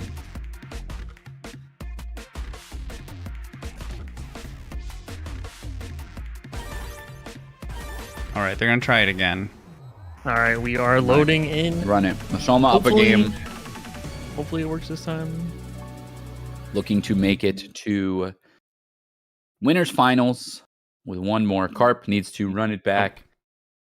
I'm 2 not. games apiece. No, I'm I'm we not are optimistic. Not able to see. No. It's over. Oh man. Shaly, nuke the room. Jarvis.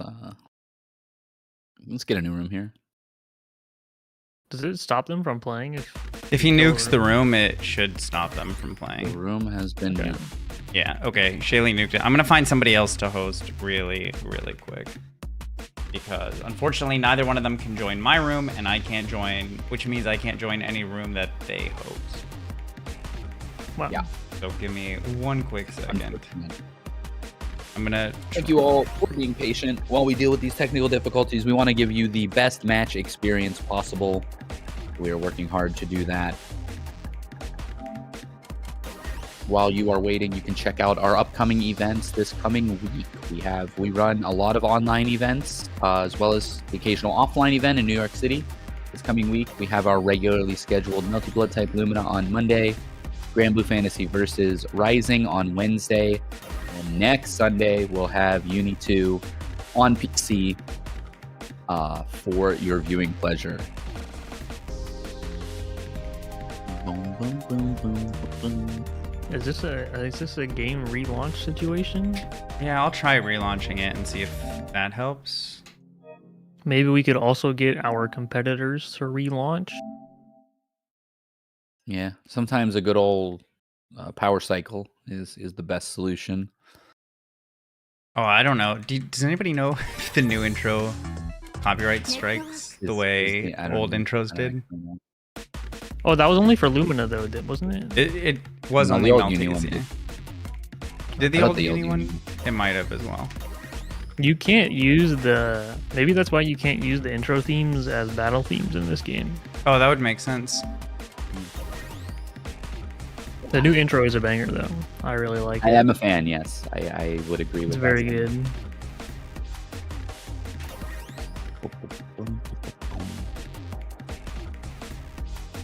Hey, looking forward to this match.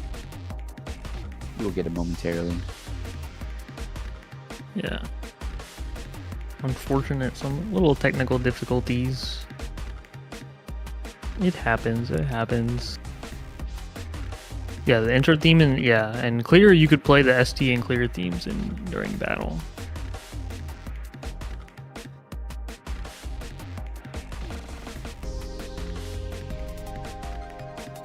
Yeah, the new intro theme is really good. I still think Starry Night is probably my favorite, which is like the EL Steam opening, I think, Well, or something like that. I'm sure I've heard that, but I don't know what it sounds like. Yeah, that's my favorite one. Unfortunately, it's one of the ones that. Well, I don't think any of the Uni intros have full versions. I think they're all just the shortened ones.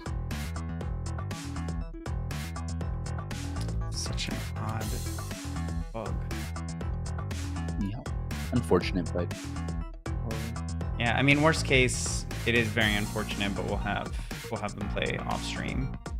Or we could do a Discord stream or something. if Yeah, someone's- I'll see if somebody's willing to. if someone has a way to capture it through to their PC. I believe our gamers are rebooting their games. Yeah, they are. Hopefully, I will that helps. also reboot as well. For good measure.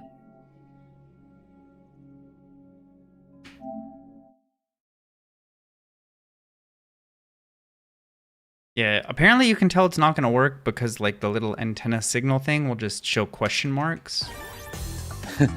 And so if it shows just question marks but it never becomes an actual bar, it just doesn't work.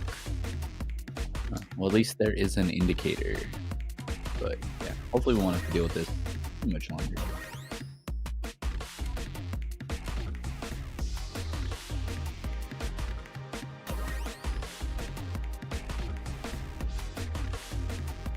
I have no clue. It's just not gonna boot me again.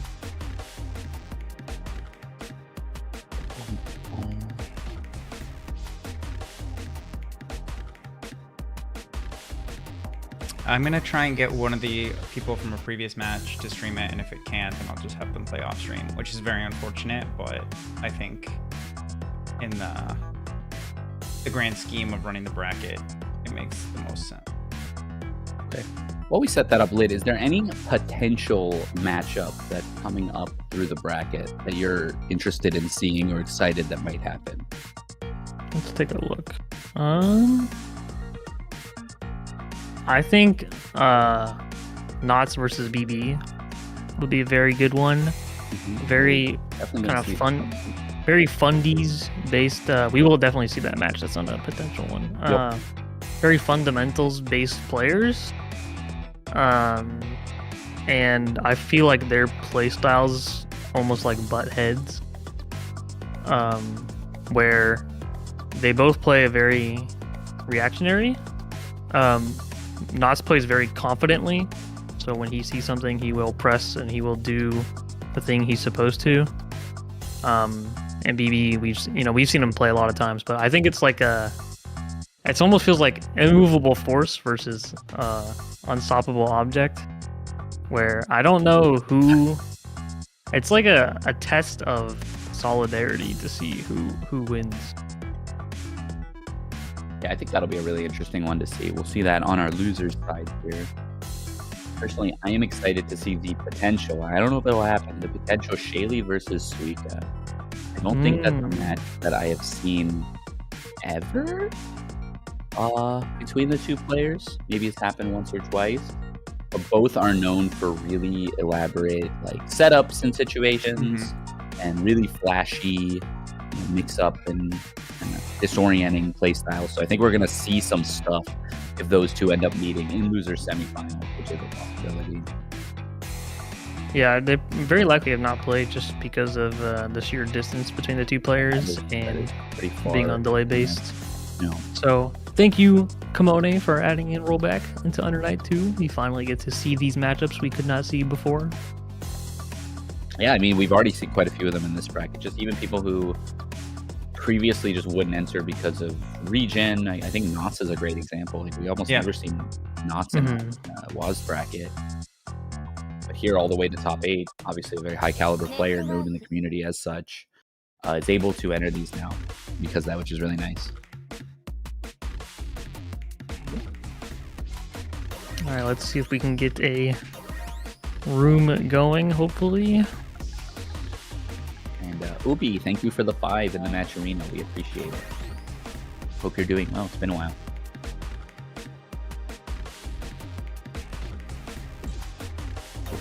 Yes, we are on console. Correct. Next week will ideally be on PC, assuming that things are okay with the PC port. I mean, look, listen. If we're having issues on PSN as well, I might as well just have those issues on PC, to be honest. That is fair. We are in the lobby, so we'll see if this works. That is an improvement. Men on the bar. I don't know who's in the back with the ability to nuke the room, but hopefully Mr. B. I think if this Figure out doesn't what work, I'm just gonna let them play it out and just unfortunately pull up the next match. Yeah. I think we want to nuke the room regardless, right? So that we're not stuck on the. Oh no, you can leave. Okay, never mind. Alrighty. Let's see if we can see the match. Nope. I think it's because they both get the question mark bars to me. It's like unable to spectate either one of them. So apparently this was like a launch Lumina bug, and I guess it is here as well. So I'm just gonna pull up the next match. I'm going to leave this one. It is unfortunate, but Good luck, gamers. yeah, we're gonna go into the other one, which everybody else in top 8, I have been able to at least have one person spectating, so it should be What you're saying? shouldn't be an issue coming up. As long as this isn't our grand finals, we're coasting. Yes. As long as Carp Masoma is not our grand finals or like losers finals or something like that down the line, we should be good. It is unfortunate, and I apologize, but we're just gonna move into top 8 loser side. Alrighty. Should be a fun one though. If we're going top to bottom, we're gonna have Low versus Suika next.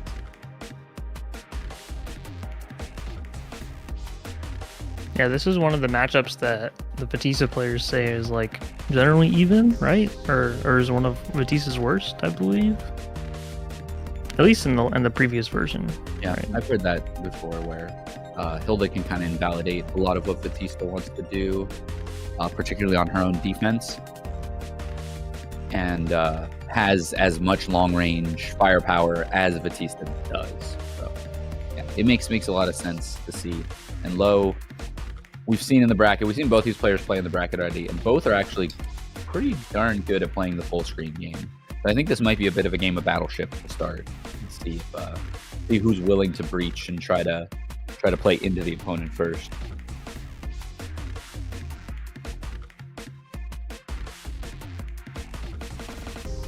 All right.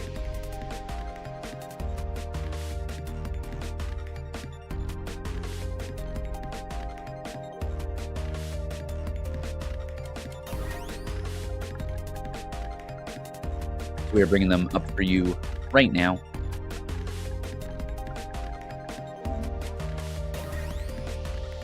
Excited to see whoever makes it out in here. Winner of this will get loser of the Carp Masoma. Yeah. I'm not sure who is going to be in the winner of this path yet, but we will probably know that shortly.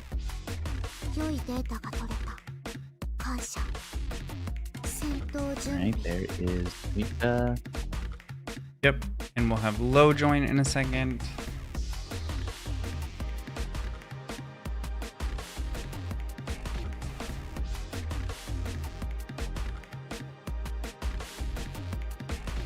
And yeah, and then we'll get rolling with you. Yeah. Mm-hmm. Carp takes game 2, so it is 1-1 in the Masoma Carp path. Let's go. Yeah, keep your eye on the chat for Mr. B. Winners, semis updates. Thank you, Mr. B. The radio show from Mr. B. Put that on your RSS feed and regular updates from Mr. B on how that match is going. All right, here we are. Let's get it going. Top 8 losers action. We are now in the elimination stage of the tournament. If anyone loses, they are out. But top 8 is no slouch in this bracket. Yeah, winner side or loser side, these matches are going to be very, very high level, and we will appreciate them. Some of the highest quality uni you can ask for here on the Imperius Club channel, WASD. We are in the park. Suika versus Low. Low moving backwards, Suika moving forward. Round starts. Suika saying he wants to be the one to generate offense in this matchup. Let's see how Low reacts to that. Yeah, Low playing a very good zoner game right now. Just playing keep outs. Ends up landing a hit with the Gloom. The Suika. Yeah, has Celestial. Definitely just CS, yep. Get a bunch of meter. How much is that going to be? A lot of green shields from Suika too. And actually not quite ready to deal with these Hilda zoning patterns. This is a guess for game coming from Low here. Oh, you cannot do that. Was perhaps going to CS, no. but not enough time. Oh. Protagonist power. Oh, the delay. Waiting for a speed drill, gets caught low.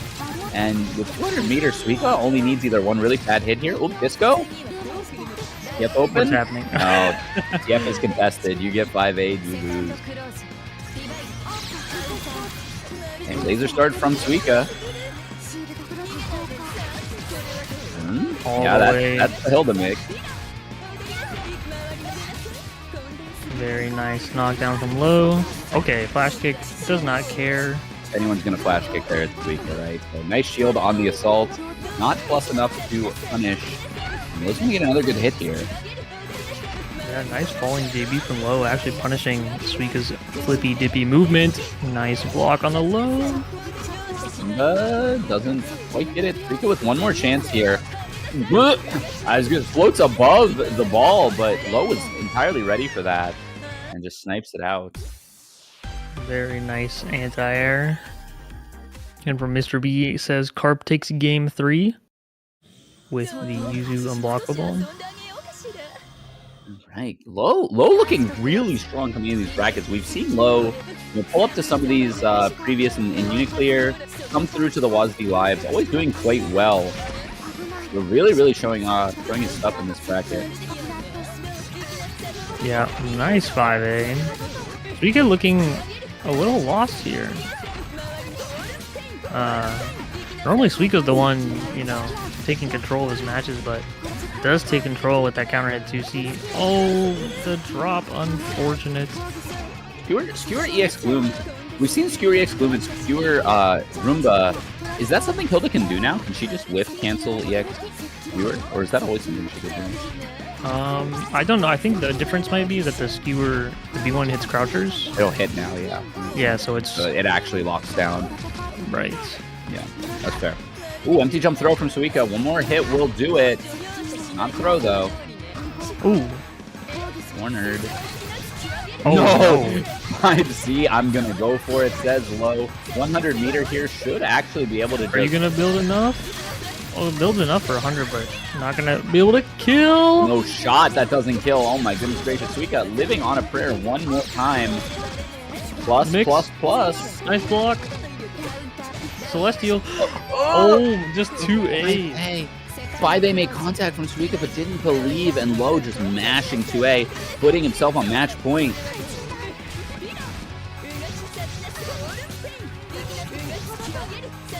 Oh, reset.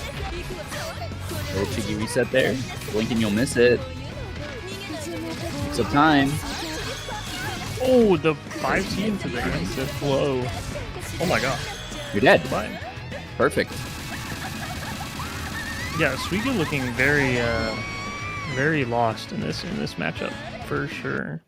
Yeah, I mean, I don't know if it's lack of Hilda experience or just not used to the way Low is playing, but I think it's a testament to Low. If you go back and watch this set, Low is so good at placing Hilda's tools where Suika is going.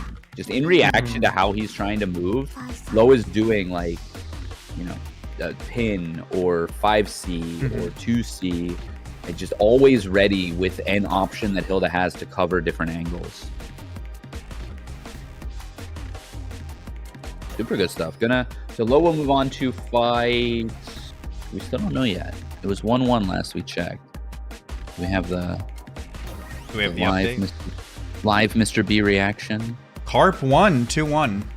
Carp takes game 3 with an unblockable fully charged force function gaming.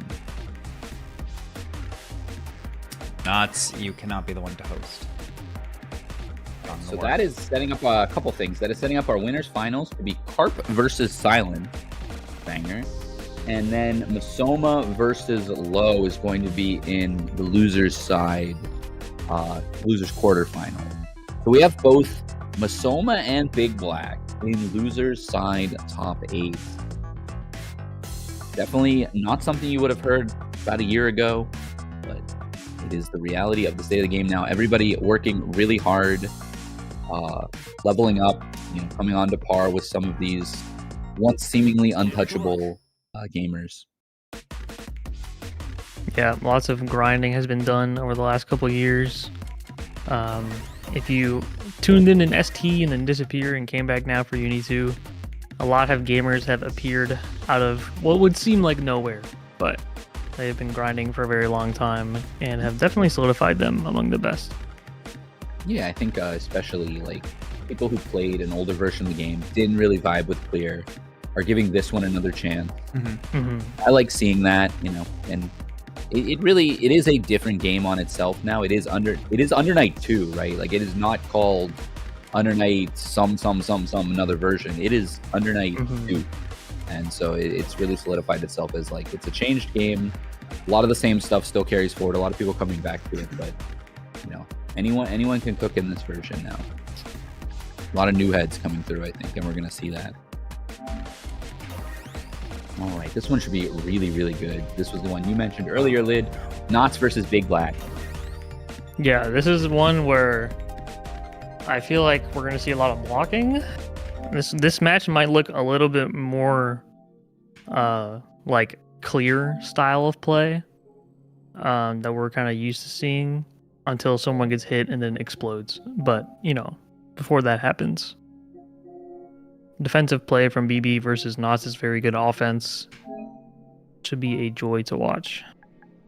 Yeah, certainly keep your eye on the damage, chat, because this might be the match where we see the highest damage confirm in the entire bracket. We've seen some big ones, but I could see Knots Wagner doing a clean, you know, 64, 6,500 off of the right hit, especially if it blows up a defensive option that BB's trying to do. Yeah, Wagner counter hit 5B as well. Just goodbye. Was it 7 frames or 8 frames or something? 5B? 7. I think it's 8. No, it is 7. Nice. Happy for you. Very good button. I'm very happy for me too. Why do you think I press it so much? Let's see. Has Knots been playing Wagner today or Kuon? We actually haven't seen Knots on the stream yet, Bryce. So yeah, I'm not sure. do not know. Yeah. He has made it this far, so whichever character he's using, he's using them quite well. It's working. Huh? Did beat Lunar 2-0, beat Aria 2-0. Only lost to... I was about to check. XeroXen. XeroXen, right? We said that. 2-1. Separate one.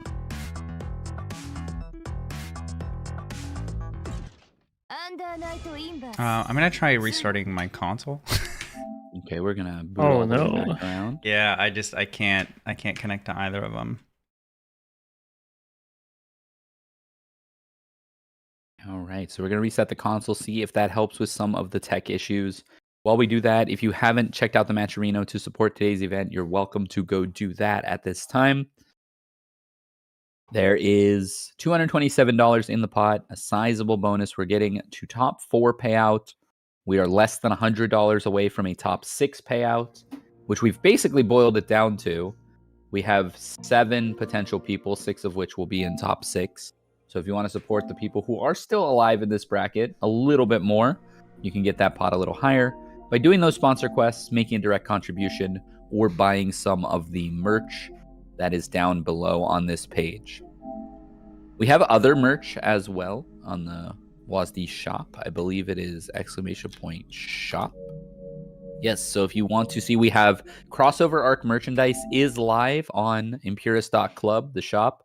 We have mugs and shirts featuring Kuon, Kaguya, Siegfried, and Anila. And they look awesome. I'm very excited to get mine and drink some coffee out of my Siegfried cup. So definitely check it out. Oh, go ahead. Honestly, I think I'm required to get the Kaguya mug for sure. Yeah, they look really good. They're high quality. Yeah, the designs are very cool. If you haven't seen them, you should definitely just go take a look at least. They're very cool. And those will be available up through Crossover Arc. So get yours while you can. Also, evergreen merch on there, like the Mashers, the Masher hoodie, as well as the Masher tees.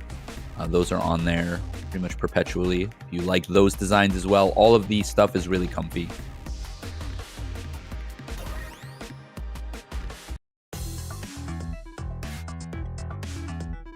All right. hear the menu theme. We are coming back around. Gonna see if we can get one of these folks connected.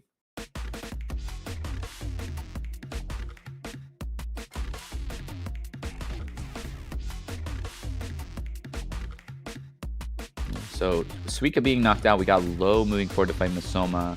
Not going to get the Shaly Suika potential match that I was looking for. My console is hooked up, you know. That might be the move. All right, let me go try that.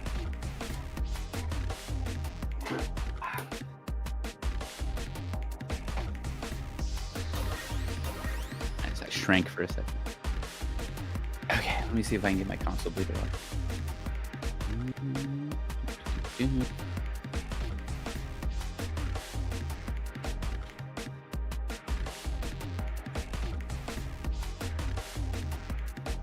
Ignore my floating around the screen, please. No, you look fine. All right. Yeah, so I think... Oh, wait. Knots could connect? No, Right. wait. Hang on. Wait. Hands up. I'm still booting. Okay.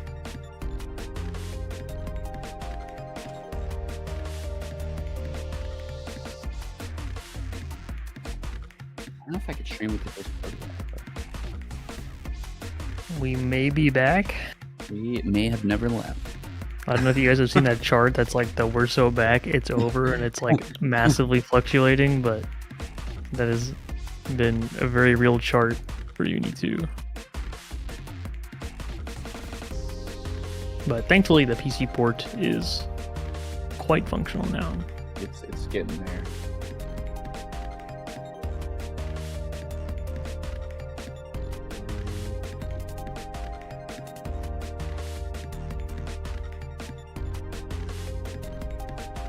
Oh god, I hope that's not too loud.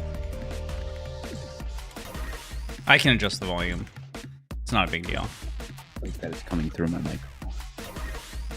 Oh, I don't hear it through your mic at all. Okay, good. So we have me as an option too if we need it. Should I do that? Yeah, I think we should do use an option if you want to just Okay, so let me...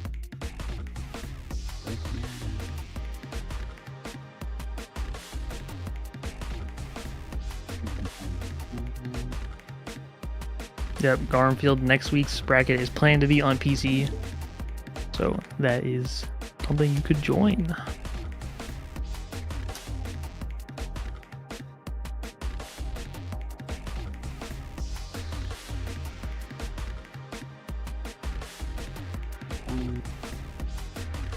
Alright, so I go to player match, create room. yeah, Am I player making the match, room? create room. Yeah, you're gonna make the room or join one of their rooms. Just hover. And the keyword was.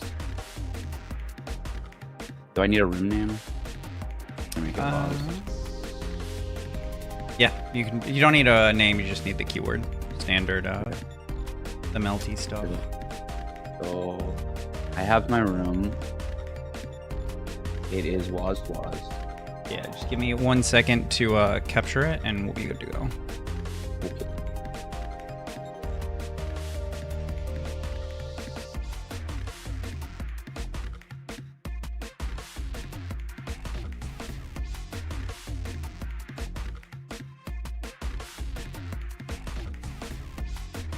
Oh, okay, we got an ad break though.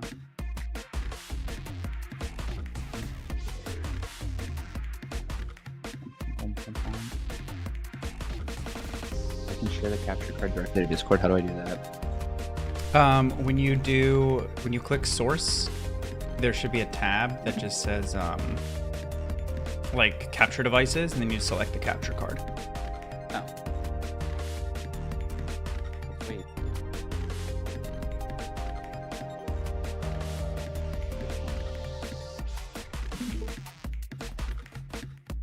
Yeah, that's perfect. And they're here. So. They're both here. I'm just trying to remember how to minimize the the bottom. Oh, there's a little arrow. The arrow, it's on my forehead. The arrow with the guy on my forehead. Don't. Like at the Oh, I bottom. see. Yeah, perfect. Okay. There you go. They are good to start. Okay, good luck, gamers.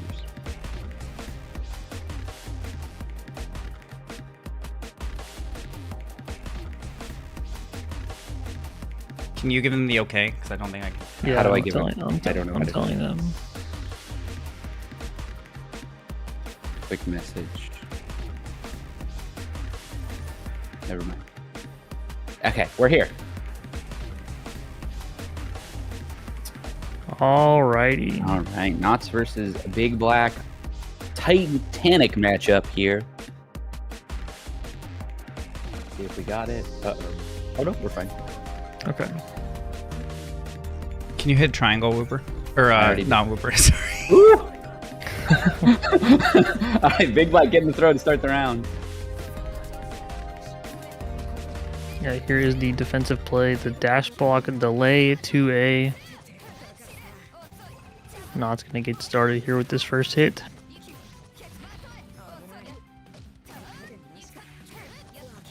Oh, the stand tech. Okay. Nice. CS from BigBlack. Gonna get thrown out of the corner. Not spending CS on that. Uses it for the mix-up instead.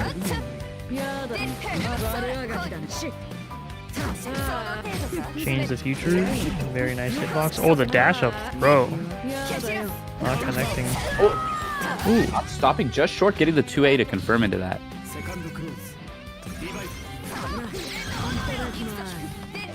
Oh, 5A. Ooh, that 5A hit from so far.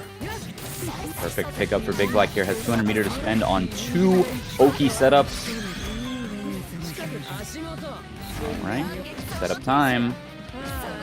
Just the classic 2C media. You can also use the 2-2 as a media. You might see that option, but we're seeing the option that Knots has selected, the drill to get out. Yeah, Knots got out of that. Yeah, 2-2 is a very good option that Byakuya can go to now. It hits low. It keeps him far away. Nice shield. That's one of BB's specialties, is the ability to just shield any kind of like quick assault button and take full advantage of it. Because this could be just win condition right here. Oh my goodness, what a mash from Knots. Yeah. Brave 5A, gonna use the drill for the side swap. Right? The smart zero pressure, the double 5B. We'll confirm from BB here. Ends up getting it, taking round 2, excuse me. BigBlack also sitting on a full meter. Gonna see it used immediately. Oh, the dead zone! Oh my goodness, both players dropping a little bit at a time. Knots finally getting the better of it. Has BigBlack in the corner. Oh, huge crit swing on that and the low crush. Oh my goodness. yeah, you don't often see Byakuya 2B getting low crush, but the meaty 5A does crush that mash. Are you? Nope. No, you're not. You're living. You burn though. One mix. Such pressure from Knots. Always willing to. Oh, wow, that was so sick. Classic. Very nice. That was so nice. The shield into the CS to stop short, bait out BigBlack shield and throw. Classic Wagner mix-up technology right there. You mentioned that Byakuya 2B getting low crush. That was by 6C. That wasn't by assault. So not even to speak to the better assault hurt box. Start from Knots here, looking to eliminate BigBlack with a victory in this game. Back throw in the corner though. Ooh. Wow. BB stood there for like 10 seconds and was like, yeah, you're not gonna do it. Does have enough meter for the mix, or does not want to set up the Oki. Oh, ooh, that was kind of funky. 5A and then like the web, and then that just turned the second 5A into a frame trap. And then just spend it all. You're actually dying off of that 5A. Not getting any meter here, but wow, this is like what, 5K? 49-41. Yeah, a little 20 meter just to bring it along. Byakuya does build a lot of meter from combos, so you might get up to that 100 pretty quickly. Looking like BB may have locked in a little bit. Just like that, shielding the assault. Might have locked into kind of what Knots is trying to do on his own offense. Yeah, it does build the meter again. Not wanting to use it. Staggered 2As. Oh, trades!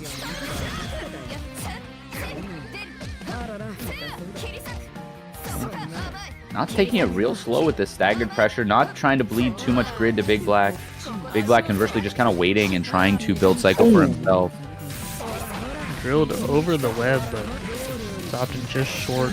999, seek a way out. 1, 2, 3 webs. Same situation.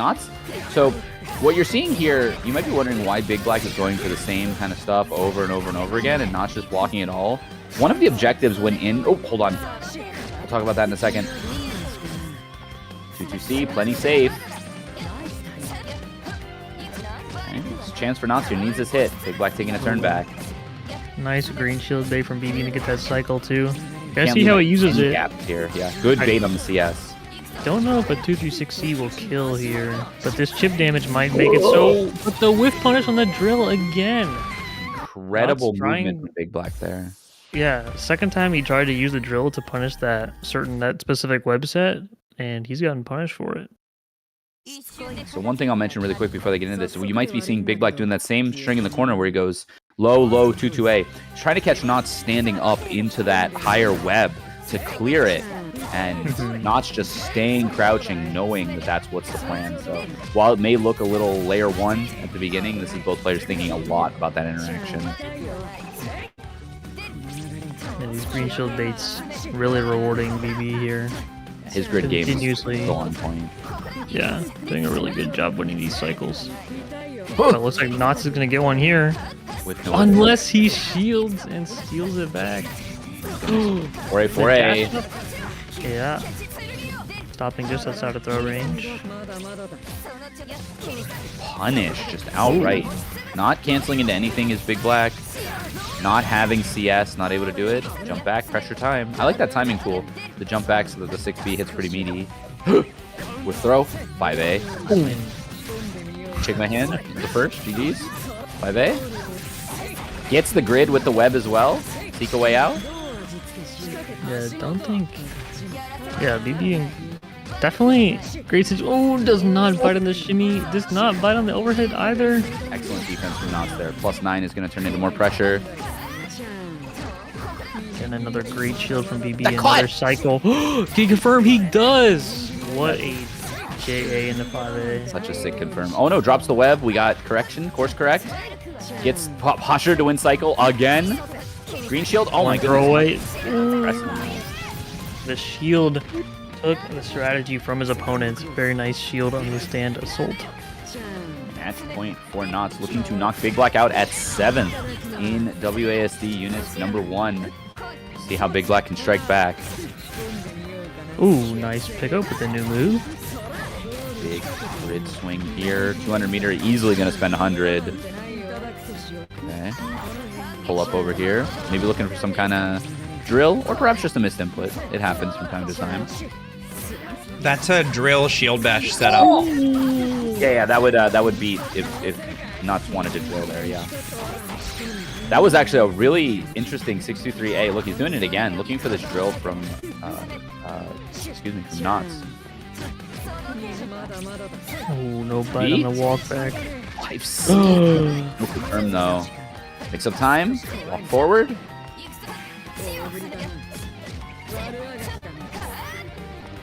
Like not. Oh, 2B getting clipped by the drill, and then oh! What a reaction! Oh my goodness. The 5C connects though. Time of the corner. Big damage for Knots here. Going to have a chance to set up an install. Trade.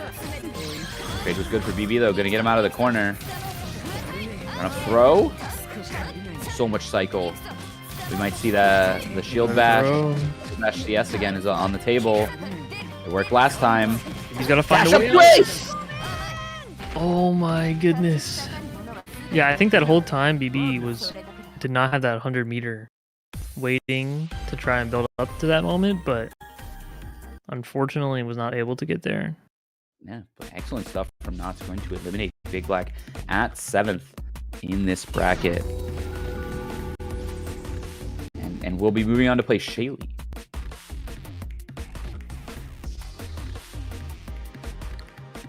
It ended up with maybe could have valued a VO or even just a grid thrust in this situation, but 99 meter gets clipped with the 2A. Unfortunately, and even with those on the table, like Knots with tons of grid, had CS pretty much that entire pressure sequence. It was going to be hard for BigBlack to get out of that. Chat, I think I'm gonna keep using Ryer's stream. I think it's gonna be just easier. I seem to be having trouble connecting, so I'm just gonna keep using Ryer's stream, assuming he's okay with that, of course. I'm certainly fine with that, but I don't know if mine will do much better. We'll see. We'll see. Yeah, we'll see. Only a few more matches to go, so I'm happy to keep mine going as long as like the audio and stuff is fine. If I need to change anything, boss, just let me know. I think it's all right. Okay. Cool beans. So we are going to get now Masoma versus Low. Masoma Kuon versus Low Hilda. This seems like a tough one for Kuon. And I know going back to Frosty Faustings, granted that was a little bit ago now, Masoma did fall into losers from Fern, fellow Hilda. So might be a matchup that either needed more time in the oven from Masoma, or this might be one that Kuon actually struggles a little bit in. Looks like they are both in my lobby. I can tell them, great job. You're good to start. It's hard to see with these, or hard to tell with these new characters, how these matchups are gonna go. What's so great about unique characters is they have a lot going on, right? And the way they interact with the grid system is all pretty unique. So it's kind of funny seeing like a character like Kuon in this game, but especially against Hilda, I think these two characters are gonna be both feeding a decent amount of grid. So I don't know who's gonna be winning more cycles here. And we'll see. And I don't know if either can particularly use it like well, right? Like we'll have to see. Also, thank you Excalibur for the resub. We appreciate you. First hit is going to go to Masoma. Yeah, getting this knockdown. Kuon team in the background has the power up to do the shimmy. Nice confirm into the teleport into the A flash kick. Very nice route. I mean, this has to be bad for Hilda. Just getting knocked down into wheel Oki. That's not a good time as that character. Oh my goodness, just got staggered through the force function as well. Masoma, you'll see, is swinging with basically all mids. Just daring Low to try to do something. Not falling for that 2FF, which will go over any lows in the pressure. Yeah, we do see the roll being used against the Gloom, but does not get you away from the mix-up. You're still quite minus even. Oh, double Vorpal again. Oh! Double Vorpal into trade. Works out for Masoma, first round to him. That 6xp round start again. Working out for Masoma. Maybe this matchup, maybe this was more of a matchup inexperience thing, because it looks like Kuon has so many tools to just bully the heck out of Hilda. Yeah, Kuon also has a move. It's a... Oh, the corner steal was so cheeky. Oh my god, stayed airborne? No way. I don't want to block this character. I don't want to... Character looks Nice. so strong. It's only taking game one fast. I know Kuon has a... he has a 6-6 AB, which is like a dashing AB, and it like teleports him full screen. It has a lot of recovery, but the right read of a projectile could put you in a favorable situation. What a 2C! Oh my goodness. Yeah. Another thing we saw happen in the last round was someone just used 3C into cancel on block into EX wheel. So at any point he can kind of just say, I'm in and I'm mixing you. Oh! Staggered 623. Yeah. Looks like he was trying to use it as a shimmy as well. I mean, without a meterless reversal, you are at the mercy of Kuon's mix-up options every time he knocks you down. Nice up back from Low, just getting out of there. First chance for Low here. Will connect. Not out of this yet. See what kind of mix comes. The triple FF. Ooh, nice 6-6 seed. Low starting to turn it up in this round. Yeah, gonna take all the damage he can get, plus a gloom setup. See how Masoma tries to escape. Maybe we see a creeping edge. No, just 3C. Catches the red mist. Nice long block string. There's the low. Floaty mix from Kuon. Gonna take low all the way to the corner. Masoma, one more good hit could end this. Put him in the semifinals. Low strikes back. Very nice hit from low. Trying to spend 0 meter here. Ends up having the 2-2C at the end, but I like the effort. Wow, again, just not afraid to round start with that is Masoma. Oh, what the? I don't know if that has much to deal with that. Unfortunately, a little too slow in the 2-2C. Oh, That's a the dive up kick. back dive kick. Does connect. Can you give low the cycle too? Yeah, very nice concentrate.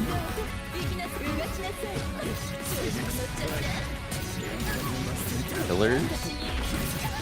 Is again another great situation for Masoma. Almost certainly going to win this cycle after all of this combo is done. It's going to be up to low to guess. The 6 seed into the fire, into the wheel. Jump low does get blocked. VO baited. So many of these shimmies that Masoma is doing are just kind of going uncontested by low. And it's kind of hard to, you know, I mean, it's scary, right? When a character like Kuon dashes up on you, there's a lot of things that can happen. Fortunately, low not able to keep up. Especially as Hilda, like, what are you going to press there? 2B? Like, that's, like, not a great option, yeah. I do want to say thank you to Rex Caliber for also donating $100 to the match arena. Long live the night, says the comment.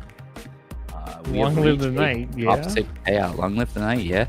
We have reached a top 6 payout now. Big ups to all the people donating to and contributing to the match arena.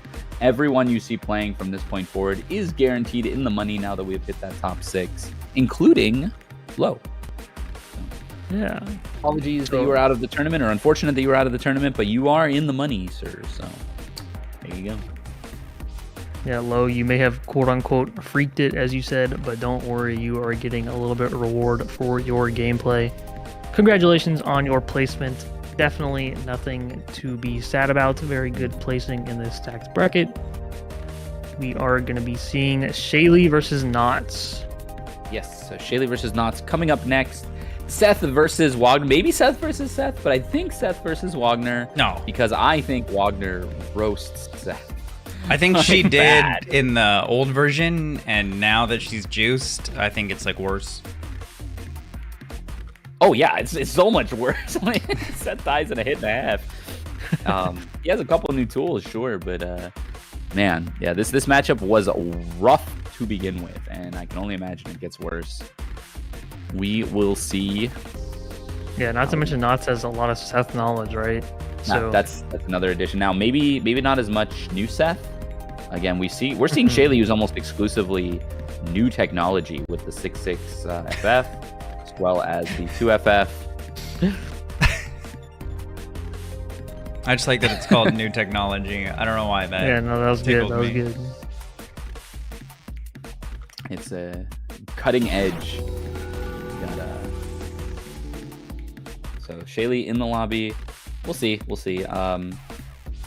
Yeah, again, I guess another thing worth bringing up here is to Lid's earlier point. Knots is a really confident player and really good at blocking as well. Mm-hmm. So I always see him as somebody that you can't get like tricks over on.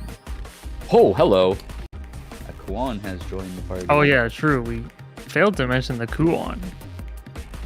Knots, when this game dropped, Knots was playing a lot of Kuon at launch.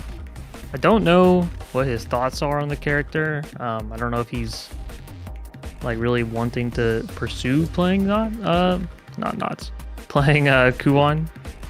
But I don't know, maybe we'll see him in this match. Maybe he's swapping characters right now. Who knows? We'll see, yeah. But if anything, I think... Oh, there it is. If anything, what we've seen in this bracket is Kuon is certainly a force to be reckoned with in this game. Like, that's a character you're going to have to learn how to fight. He's built to be a boss character. Kuon loves boss characters. So he's going to be good, right? Like, you got to deal with him. But we are seeing the Wagner from Knots. Shaly on the Seth. This might be the set where we see the highest damage numbers in the tournament. Yeah, this could be big. All right. Starting green shield. Shaly getting some cycle from that. Yeah, the confident 5C in the round start, knowing that Shaly was going to dash up, but the 5A catches. Barely getting cycle out of that too is nuts. So like, this is a really bad situation if you're Seth. I mean, Oh my you're gosh, dead. look at his health bar. You're dead if you get. Oh! Good break throw off the creeping edge. We saw Shaly more than almost anyone else in this bracket using the creeping edge to try to get out of the corner versus almost everybody, and Knott's locked in on that because if no matter what, so for creeping edge, for those of you not familiar, no matter what, you can throw it, and if it hasn't actually parried anything, you'll get grid broken on top of that. Holy momentum. Knots is just taking this all the way to the left corner. One more hit, again, will do it. Oh my goodness. This could be the fastest match of Uni I've ever seen. Oh my goodness. From Knots. All right, button check, right? Like, are we getting into it? That would be wild if Shaly came in and was like, that was just a button check. That was just a button check. I mean, there's no other time besides a double perfect where you can call that. 6-6C getting called out by the 5A in that case. Down. Sword buff up. Trade combo. Oh, trade combo. Oh my goodness. You have to forgive me if I appear half a second in the future. Sometimes I have this game on 2 monitors right now, and I'm trying to watch the one that is in sync with the commentary and not my running version of it. So I apologize if I say something and then it happens like half a second later. Nice throw tech, okay. Creeping edge working out that time, at least giving Shaly some room to breathe. Ooh, barely missed the punish on that one. Knott's waiting for it, and literally just very clearly looking for it. We have a mix-up opportunity here, though. The setup, the BDP CS to punish. Oh my goodness. Can we get this guy?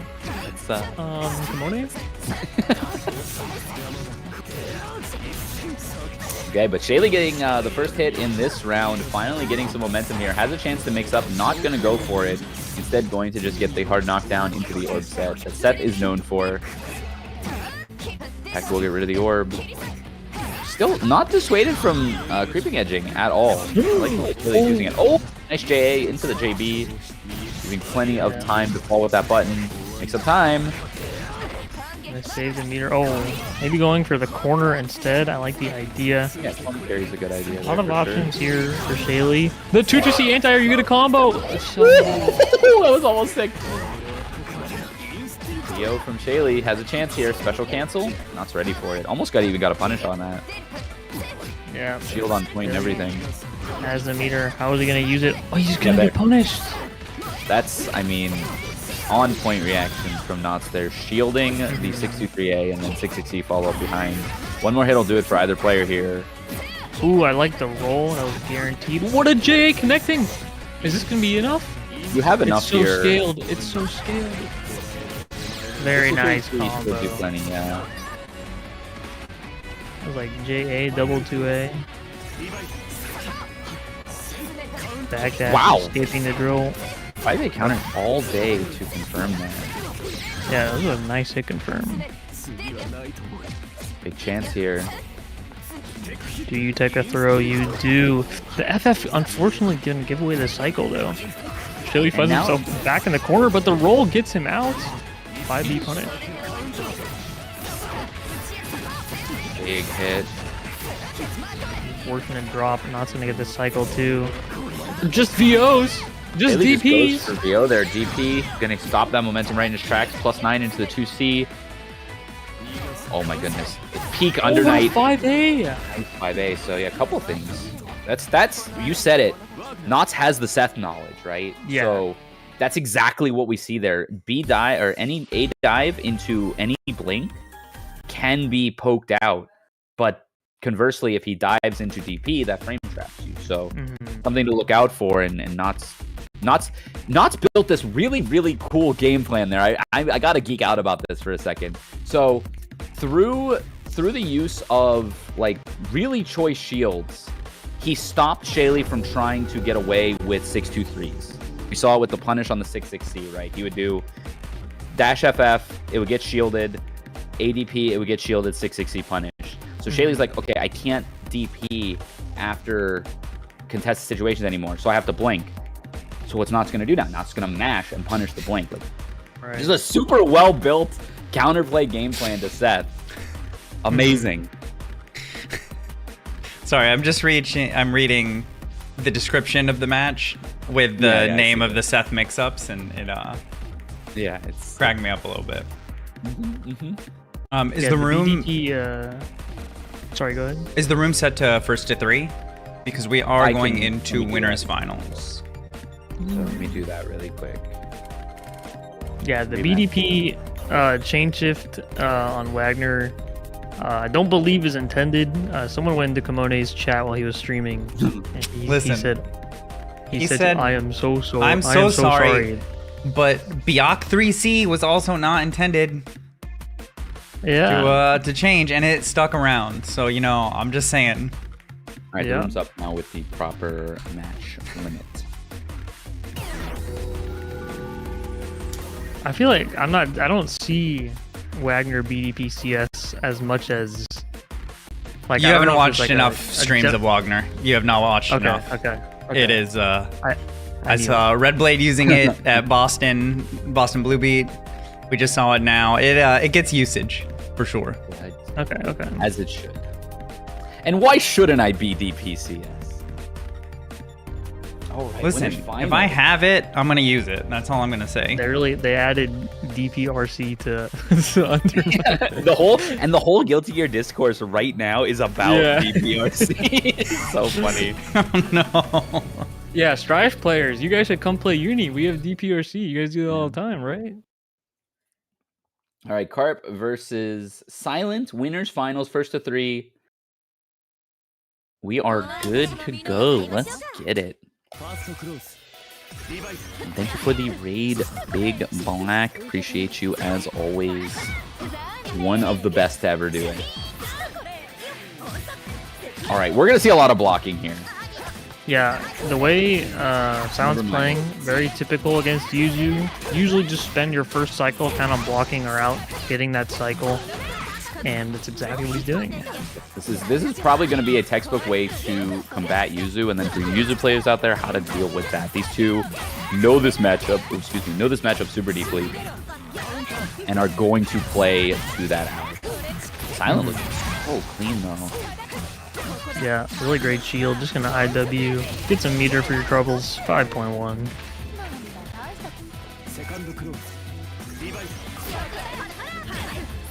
Run up 5C, a really good option in this particular matchup for Yuzu is something that, Phonon is an airborne character. Phonon likes to jump and do fireball. Phonon has really good air normal. So run up 5C, a really good way to clip that out. Whoa! Big scramble situation. Oh, here we go. Silent's pressure is never ending. He is always ready with the next option when something drops or when something like flubs. Yeah, you also see him doing like the run up back. You see that he doesn't go right next to Yuzu to do the run up back because if Yuzu slams 5C or 2FF there, it might catch. But stopping just short of Yuzu's button range and then jumping back. Very good spacing game. Celestial for Carp led into a VO situation. Has a ton of... Oh no! That's a heartbreaker of a drop. Oh, there's the assault. What an assault. That is something you can do against Yuzu, is look for a mid or low slash and try to assault over it. This is IW. I love the force function is cancelable into the Smender, the A plus B, and then that's cancelable into IW, so a really easy way to end combo. If you're like far with a character like Phonon or a character like who's another one with a good FF? Chaos FF reaches really far. You can just do FF, A plus B, IW, and you can confirm pretty much anything. Very nice fuzzy 2A from Carp. Gonna get us started in this game too.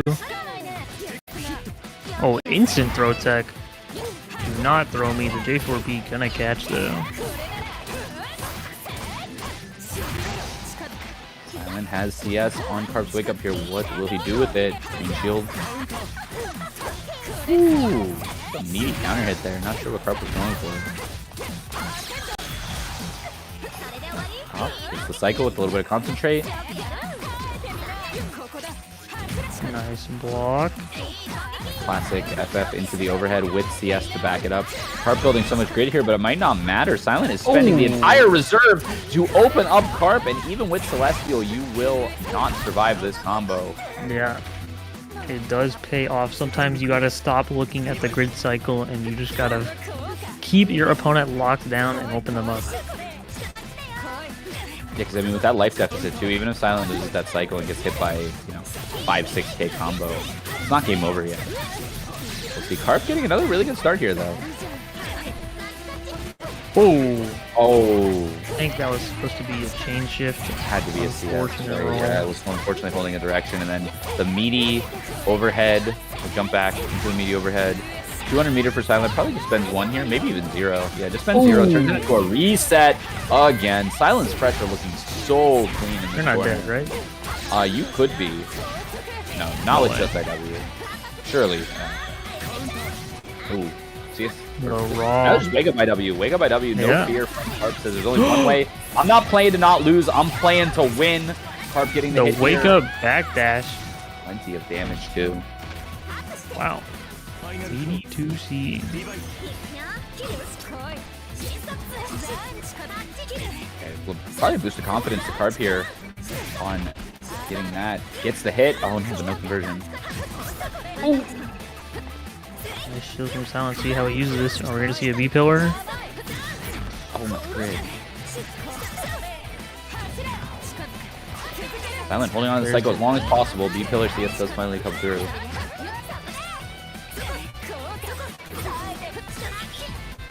Life advantage to Carp. Carp could start to ride this and just lame it out for the remainder of the set if he wants to. Unfortunately clashing with Silent's JC there. Yeah, Carp trying to assault JC, maybe a stand or a shield from Silent to maybe try and sneak out the cycle, but aggressive play from Silent works out for him. Delayed assault, but not catching Carp with the follow-up will. 200 meter. This is another one where like a Sevo here maybe? No, just going. Oh my goodness. Does Phonon IW do more damage than like other IWs, or like why did like I saw the IW we saw it the first time did a lot more damage than I thought it would. Well, that one felt still like reasonable. This one, I'm like, there's no way. I guess the Vorpal is that strong? It's purple, I guess. Yeah. So 2 up for Silent.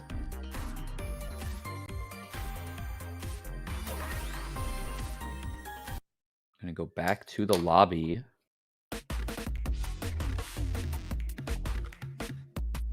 Taking a second is Carp, maybe thinking about some adjustments that need to be made. Always love to see that from the players. We talk about it a lot as commentators, but it's certainly something that I think people don't look at either in the right light or often enough, because going back into a set like that, especially when it was close, can really be your downfall. Yeah, taking a deep breath, not getting too caught up in the moment, just stepping back. Very nice to just reassess the situation. But Carp starting off pretty aggressive. Nice stand shield.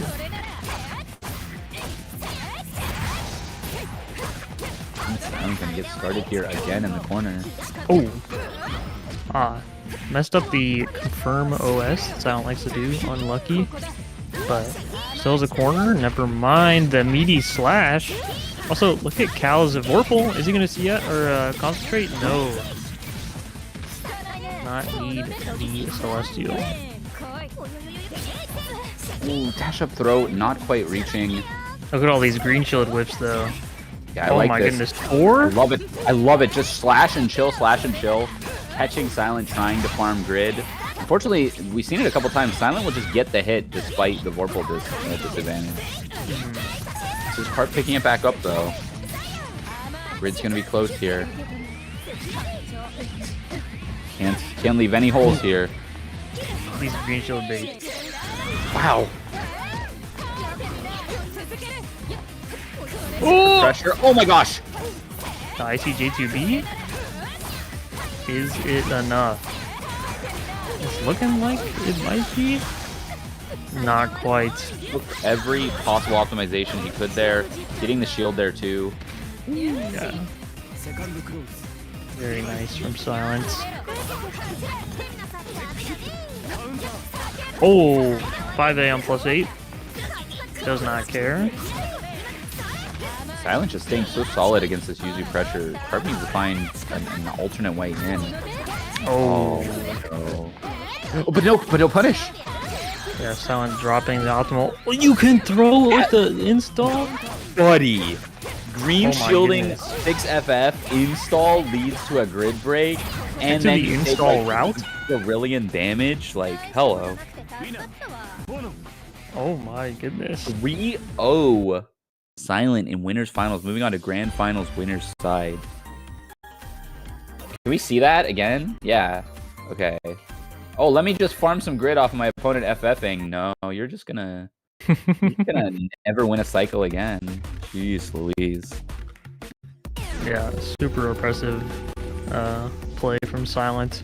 Carp, you know, we talked about him being very solid at playing the keep away Yuzu, right? Mhm. But if you can get around that keep away, seems to be a little tough to stay on top. Yeah, Silence Phonon, really a good like paramount movement character. Like uses all the movement options that Phonon is allowed to always be contesting what Carp was trying to set up. Damn, losers semis. Oh, not Lacey's saying you can shit. install anything to catch green shields. But I'm just never shielding against Phonon again, I guess. The Swiss Army knife gets sharper. Yes, we're headed into loser semi. Our top 3 or our top 4 are Knots, Masoma, Carp, and Silent. Damn. Not Masoma? Okay. Oh my lord. We got some Kuons here. The Kuon mirror would be pretty comical. Could be. We're definitely going to see it from Masoma. Stuck with that character pretty much the entire time. Knots has brought the Wagner most of the time. Has a Kuon on the table. Has a potential Seth as well.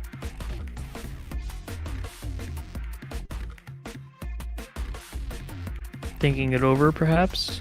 Yeah, thinking about it. Hard to say on a conceptual level. Obviously, the mirror when the other players maining this character is a hard ask. Maybe they're just staring at each other in the lobby, seeing if someone's gonna swap.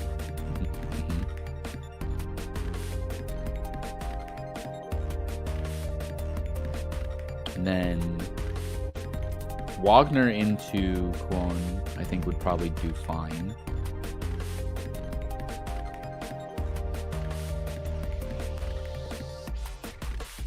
Seth, I'm not sure. So, yeah, curious to see what they'll take. It is a first to 2 as well. So if you want to experiment for one game, you only have one game to do so.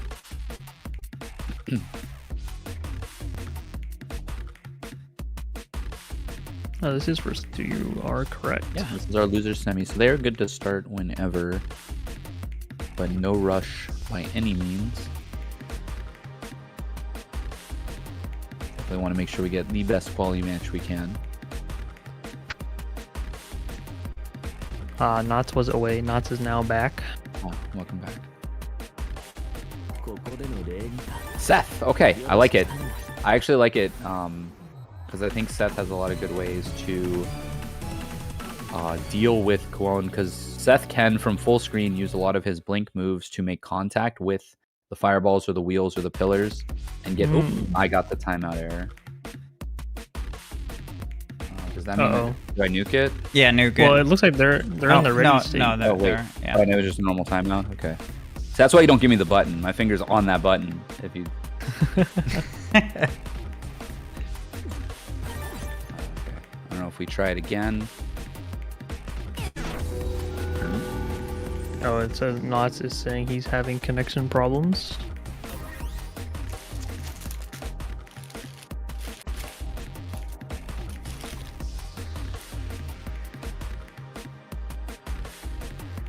I am certainly a masher, to those in chat alleging such.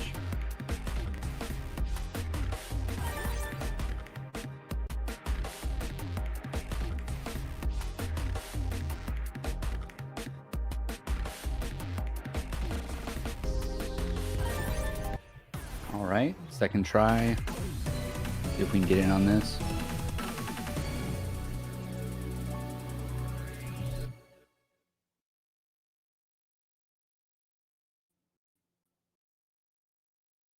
Oh, there we go. We are in.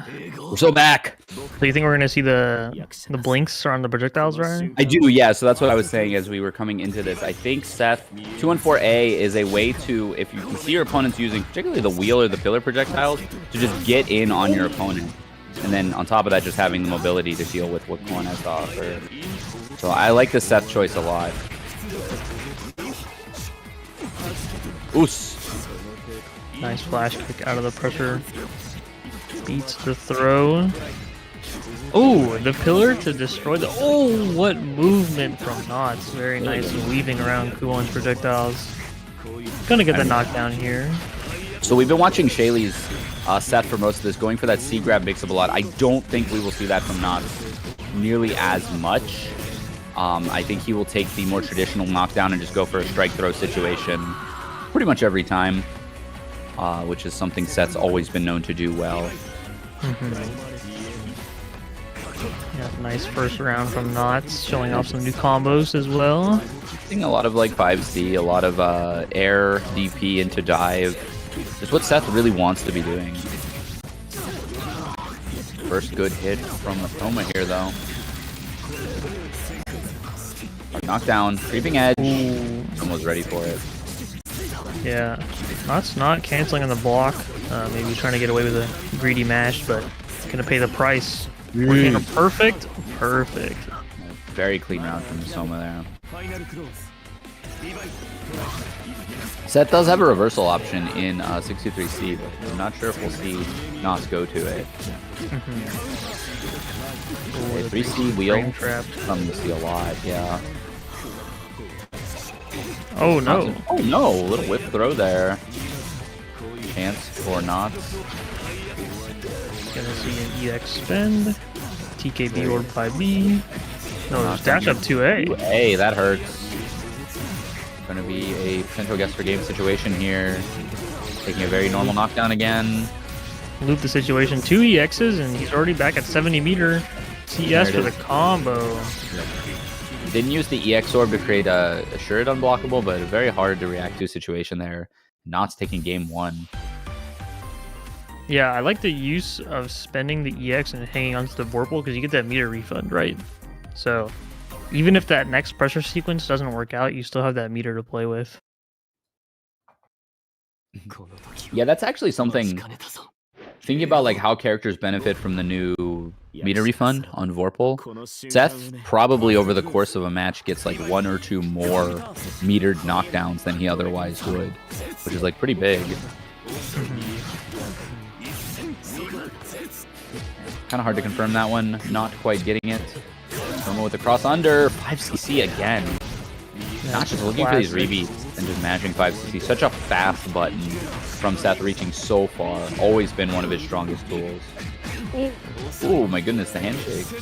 Oh, looks like a backdash there. Yeah, catches. So like, something you'll see from Seth sometimes is like, a good way to answer blinks is to fish a kill. I think, right? Oh no! Did got the 623C a little too early instead of the ground version. So we'll talk about what I was going to talk about before in a second. The defense, not fighting his Masoma on the CS.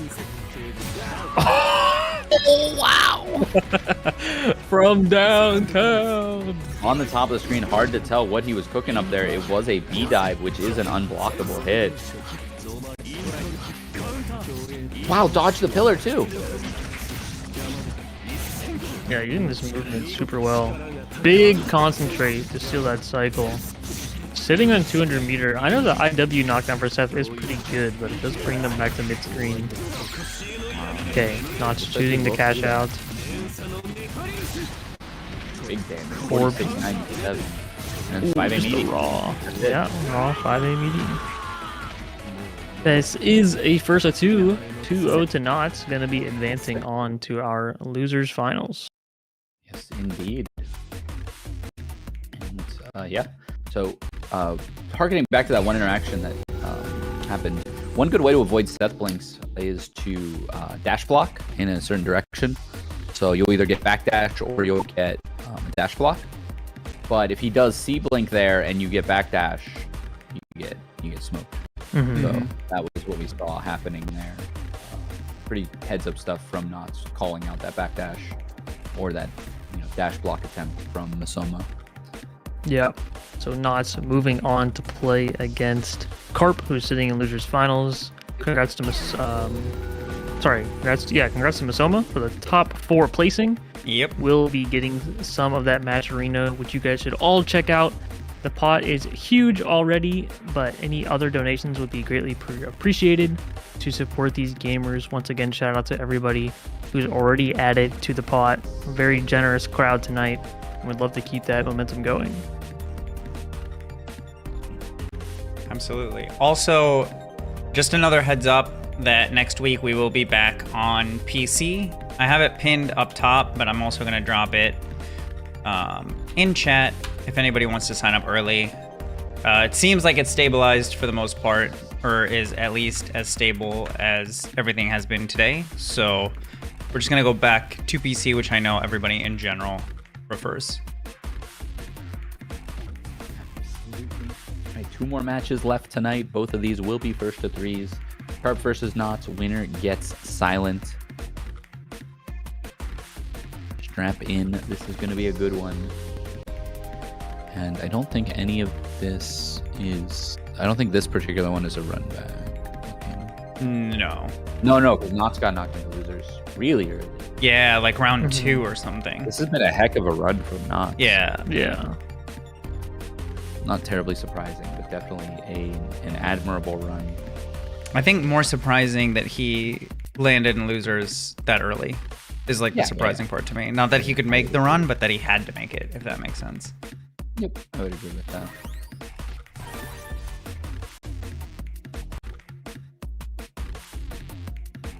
Losers finals. Good to go. Yep. First to 3 set. This set and next set, both first to 3, potentially our third set as well, if we do see a grand finals reset. Carp versus Knots.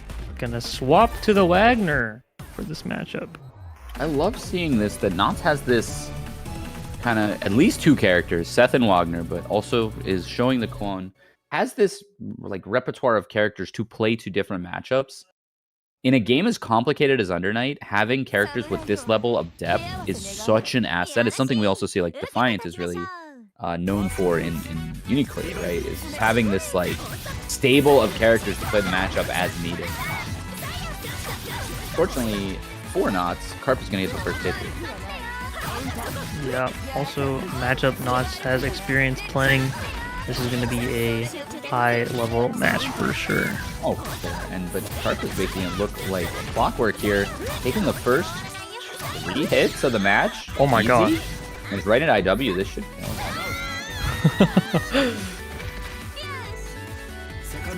Just 1100 tacked onto the end for that IW by itself.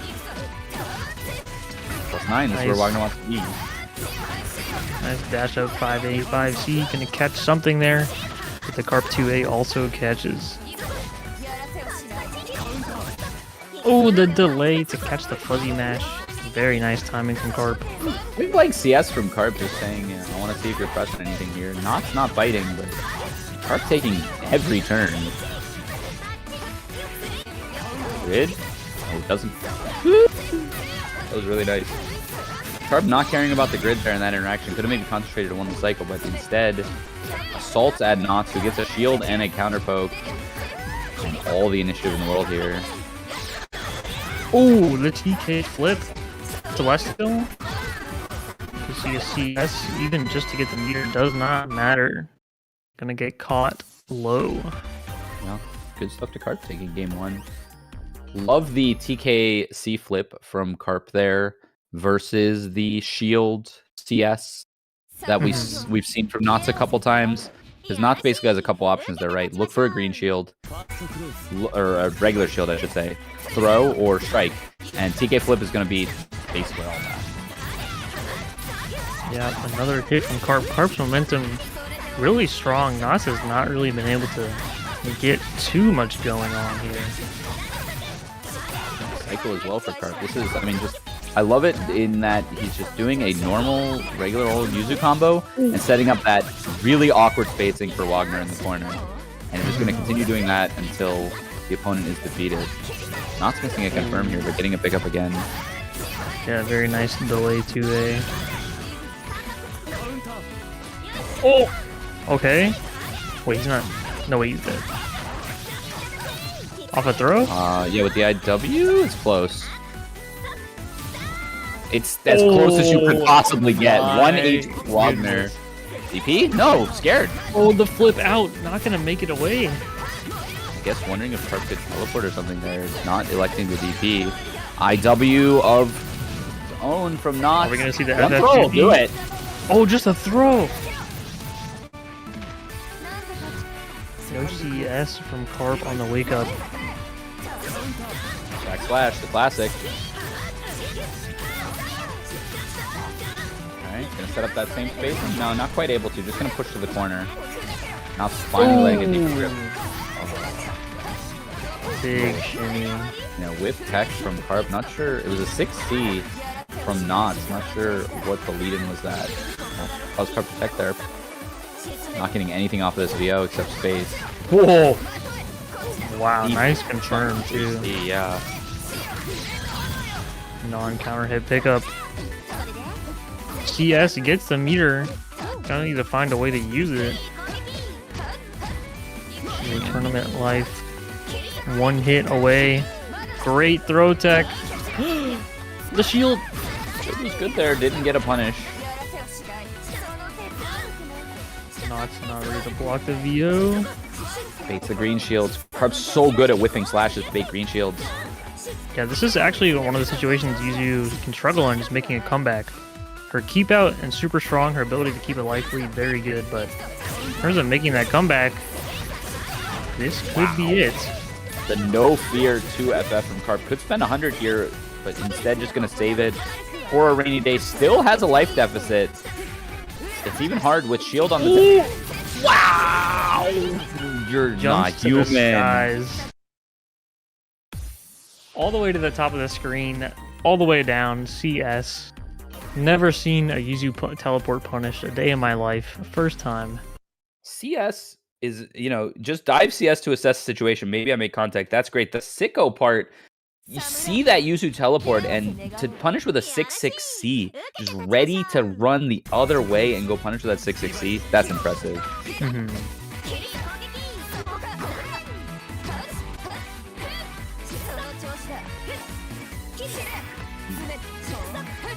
Nice pressure from Carp.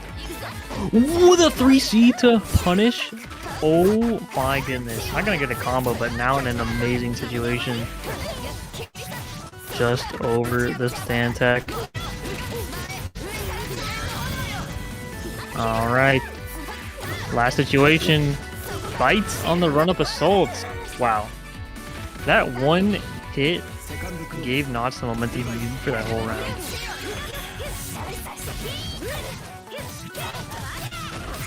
But Carp has the momentum now in the corner. Oh, the brave 5C. Huge hitbox. The brave throw right after the 2A. EX flip. 2.2, but you were in the corner.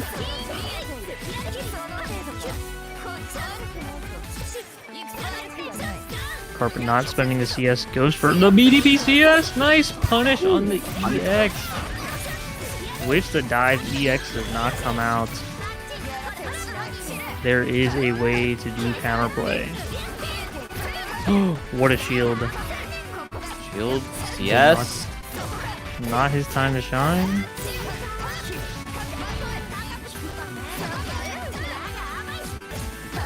Defense from Carp, not fast to make the comeback. 2 FF, no fear.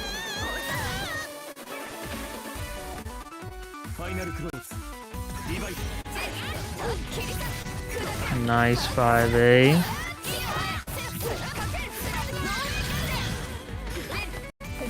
Okay, and this good block on the ICFF. Gonna stop you from shielding Carp's turn with the cycle. Here we are back in the neutral.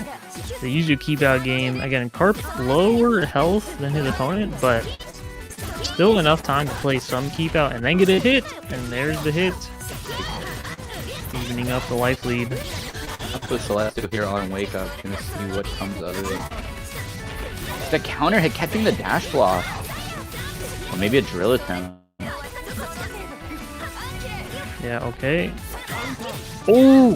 Whiff punishing the 3C. The dash of 3C not working this time. Are you dead? You are! Carp ahead in the set. 2 up. Carp over knots.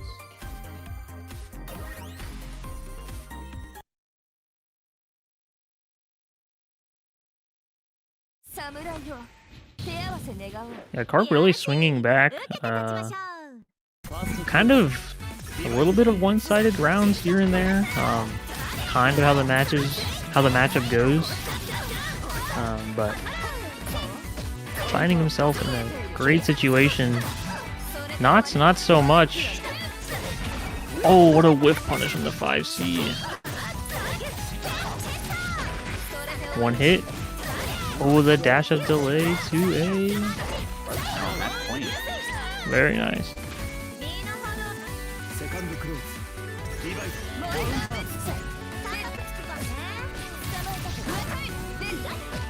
Alright, here we are on offense. What a shield!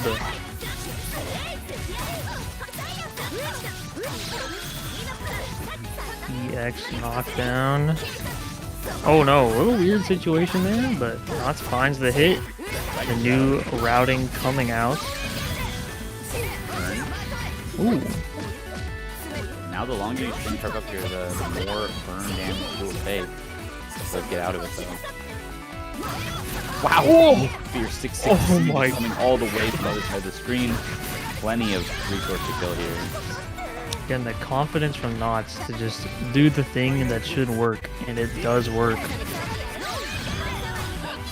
Oh, the nice guaranteed grid thrust if you block Wagner 2GC. Great matchup knowledge from Carp. Had the meter to spare as well, and Knots does not. Putting him in a pretty good spot. The raid as well. 200 gamers, welcome in. We are at the very end of this bracket. We appreciate having you all here. Hope you had a good stream. But Knots is on the offense. Wow, such a delayed throw tech for Carp. Oh, whoa! Okay, we're back. Stay calm. Carp moving all over the place, not staying chill, defending against all of it. 236C, not making contact, but the jumping slash does. Okay. Knots playing patient, just looking for that opening he needs. The shield bash gonna get things started. Only needs one really solid hit here. 200 meter will be built. The life lead will be obtained. Not staying so solid on defense though. He teleports back. Carp gonna get this cycle. Whoa! He has to stay safe. Make some time. No shot! IOX! Also, IOX not grid breaking in this game if it hits. So, not actually too bad of a situation. Also resetting the neutral right where Yuzu wants to be. Carp has the life lead to The throw on the dash up? He's built different. Carp advancing grand finals. Wow. No way he just threw him out of the dash button like that. That throw tech, that throw is so early and fast. I don't know if I want to even call that like a throw attempt. It was like he was trying to throw him. Wow. Very nicely done, the Carp. stuff. Good stuff to Knots too, getting third in this 60+ person extremely stacked bracket. Yep. Also, a reminder, thank you for everyone donating to the Matcherino. Carp or Knots will be getting a nice payout himself. We are paying out top 6 due to all the donations, so congratulations to him. And our main guy, Carp, will be moving on to grand finals against Silent. Yes, so this is our last match of the evening. Carp is in loser's side, Silent coming in from the winner's side. Carp will have to win 2 sets, Silent will have to win 1. This is a run back from winners finals where Silent took it 3-0. So Carp has a hill to climb here.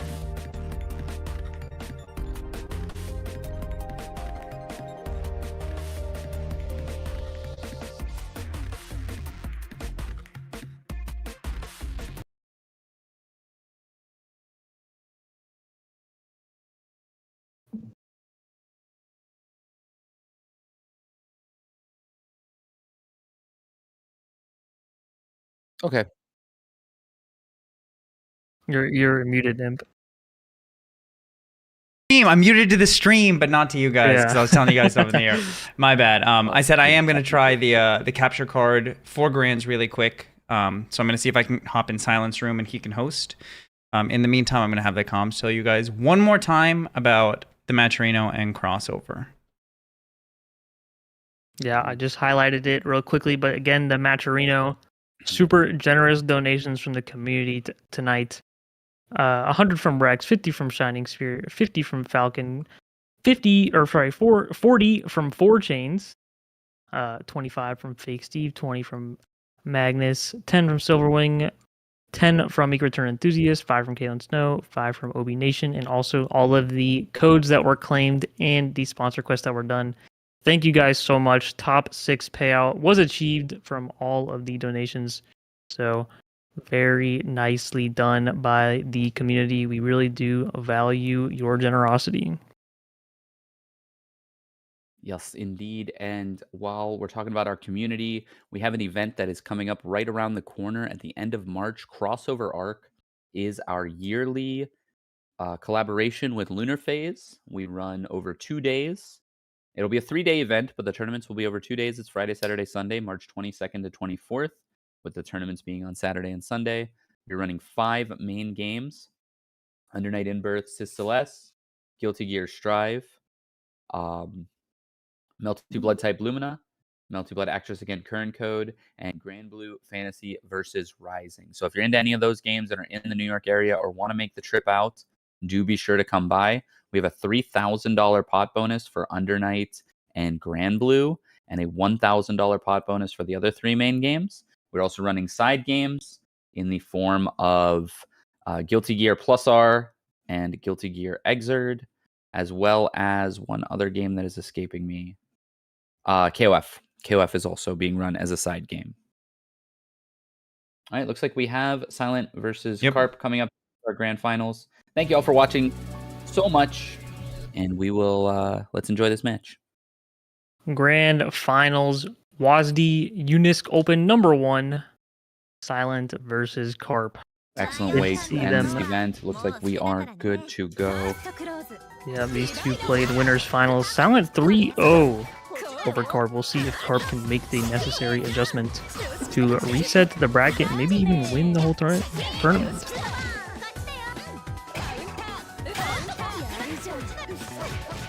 Something I'm noticing here is we are seeing Carp on his more traditional color. So we've seen Carp on a lot.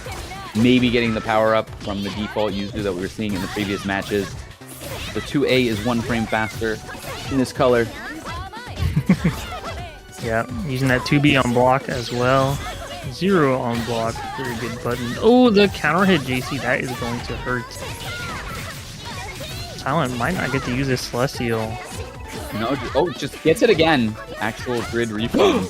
No, this hurt. A Soul JC usually not the best starter, but that's Celestial buff. I'm thinking the same thing, right? Because not dropping that combo kind of early, just going for a favorable situation. Ooh, 4B. What a 4B. This is doing a lot of damage. Wow. Carp says, I do not care about Celestial. I just need to get enough hits to deplete your health bar to 0. And that's exactly what he did in round 1. Silent getting started here in round 2, though. Yeah, the 2C Naga. Oh! Falling meaty fireball. Gonna connect. 200 meter. Is this an IW? It is not gonna take the OP. One touch. Throw, getting tech. Oh. Wait, ooh. Falling out of these combos. Unfortunate for Carp. Carp with tons of grid as well. Has Celestial. Oh! Oh! The increased or the decreased startup on the unblockable while you're in a Vorpal. You want to use his Vorpal traits. She is able to use that unblockable more quickly, as you mentioned. Silent not ready for it. Something we often don't see user players hold a lot. Nice call out from Silent though here.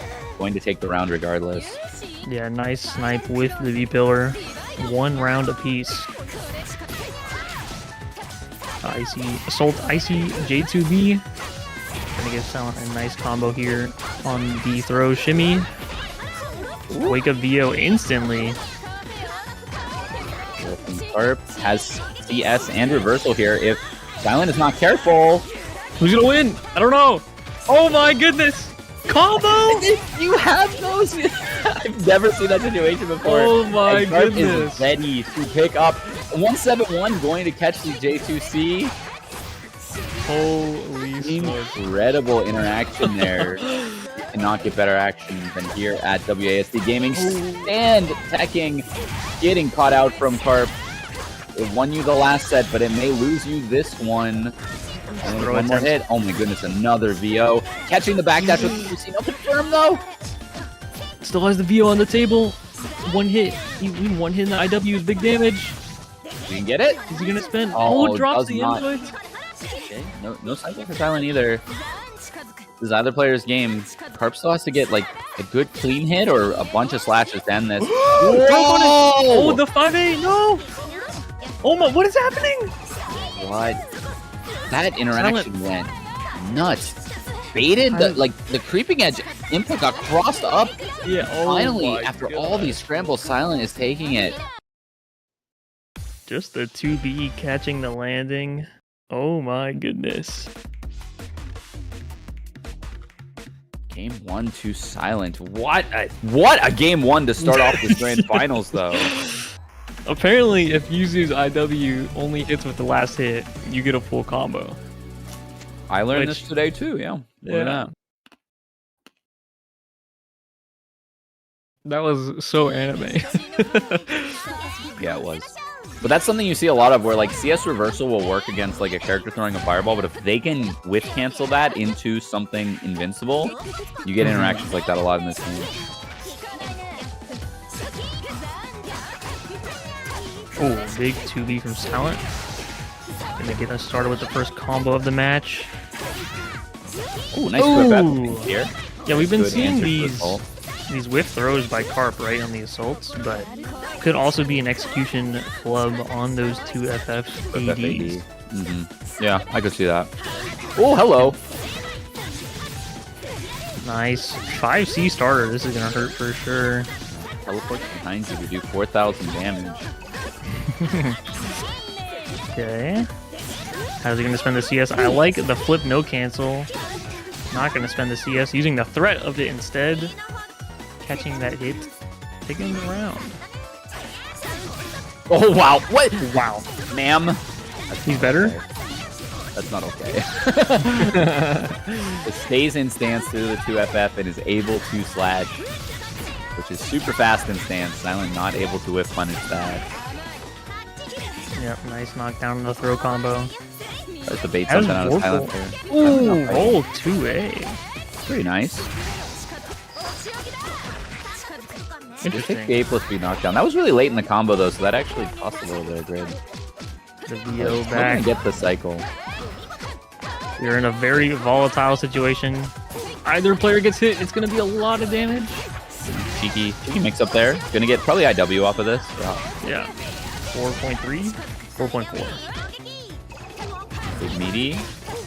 Oh, No. Carp with Celestial, but not gonna be able to use it perhaps. Maybe can use it on Wake Up just to try to get 240 meter. Yeah, Plenty of very meter to go nice. into the next round. Yeah, Carp is A-okay with taking that into the next round. Such a good round start from Phonon. You see that a lot. This is 3B. Will catch any jump back attempts. Will catch a lot of button presses. Silence doing these rolls on reaction to the teleports. Could end up fighting him in the back at some point, but they are working out fairly well right now. Yeah, this is looking good for Carp in this situation. Plus frames. Oh my goodness.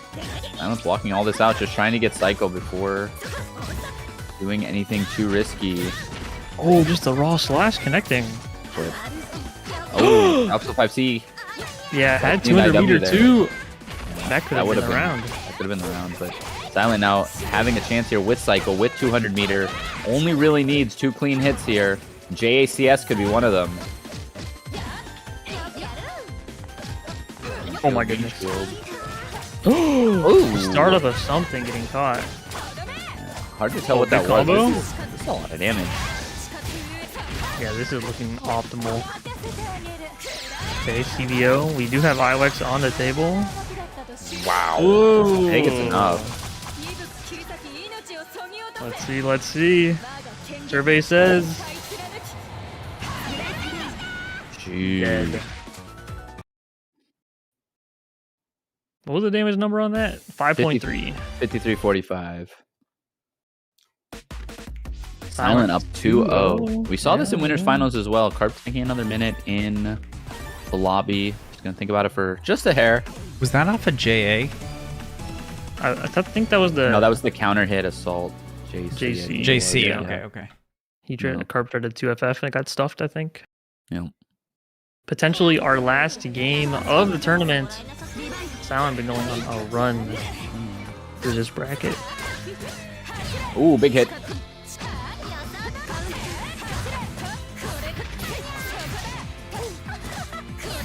Ooh, nice delay on the 5v5C. Looking so clean this entire bracket. Not overextending on pressure, taking a risk every now and again. I mean, look at this. This is another guess for game situation. Oh. That was so cheeky. Oh, nah.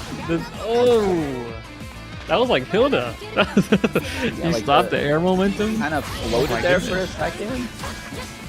And another just round start hit from Silent, taking this maybe all the way.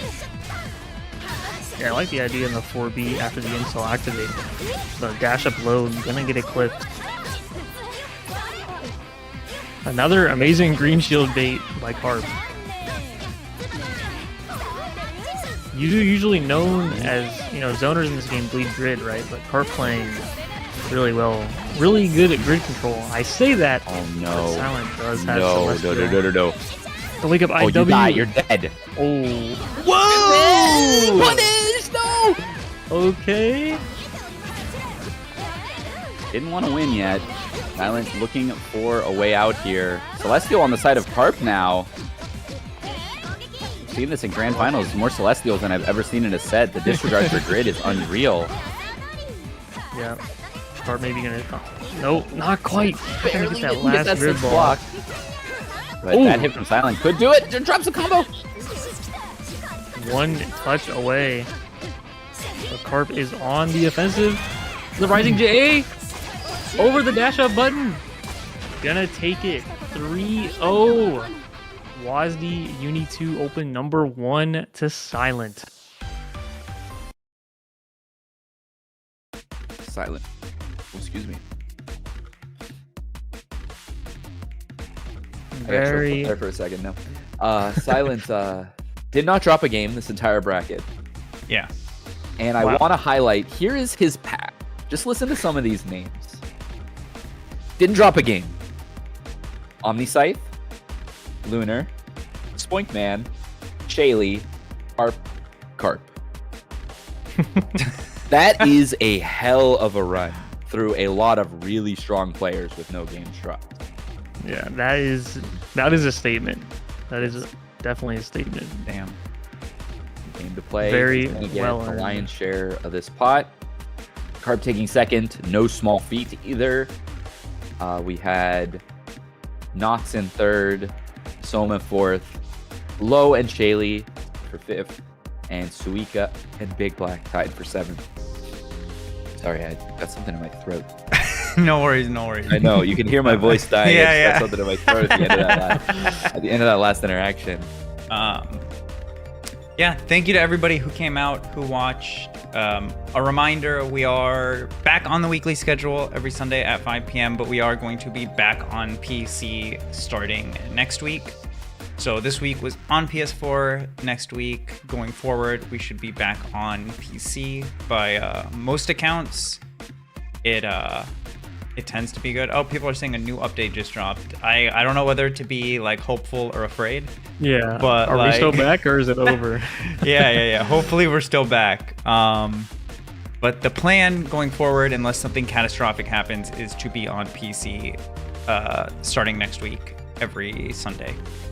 So yeah, I know a few people joined, didn't get the memo that we switched this to PlayStation, had to drop.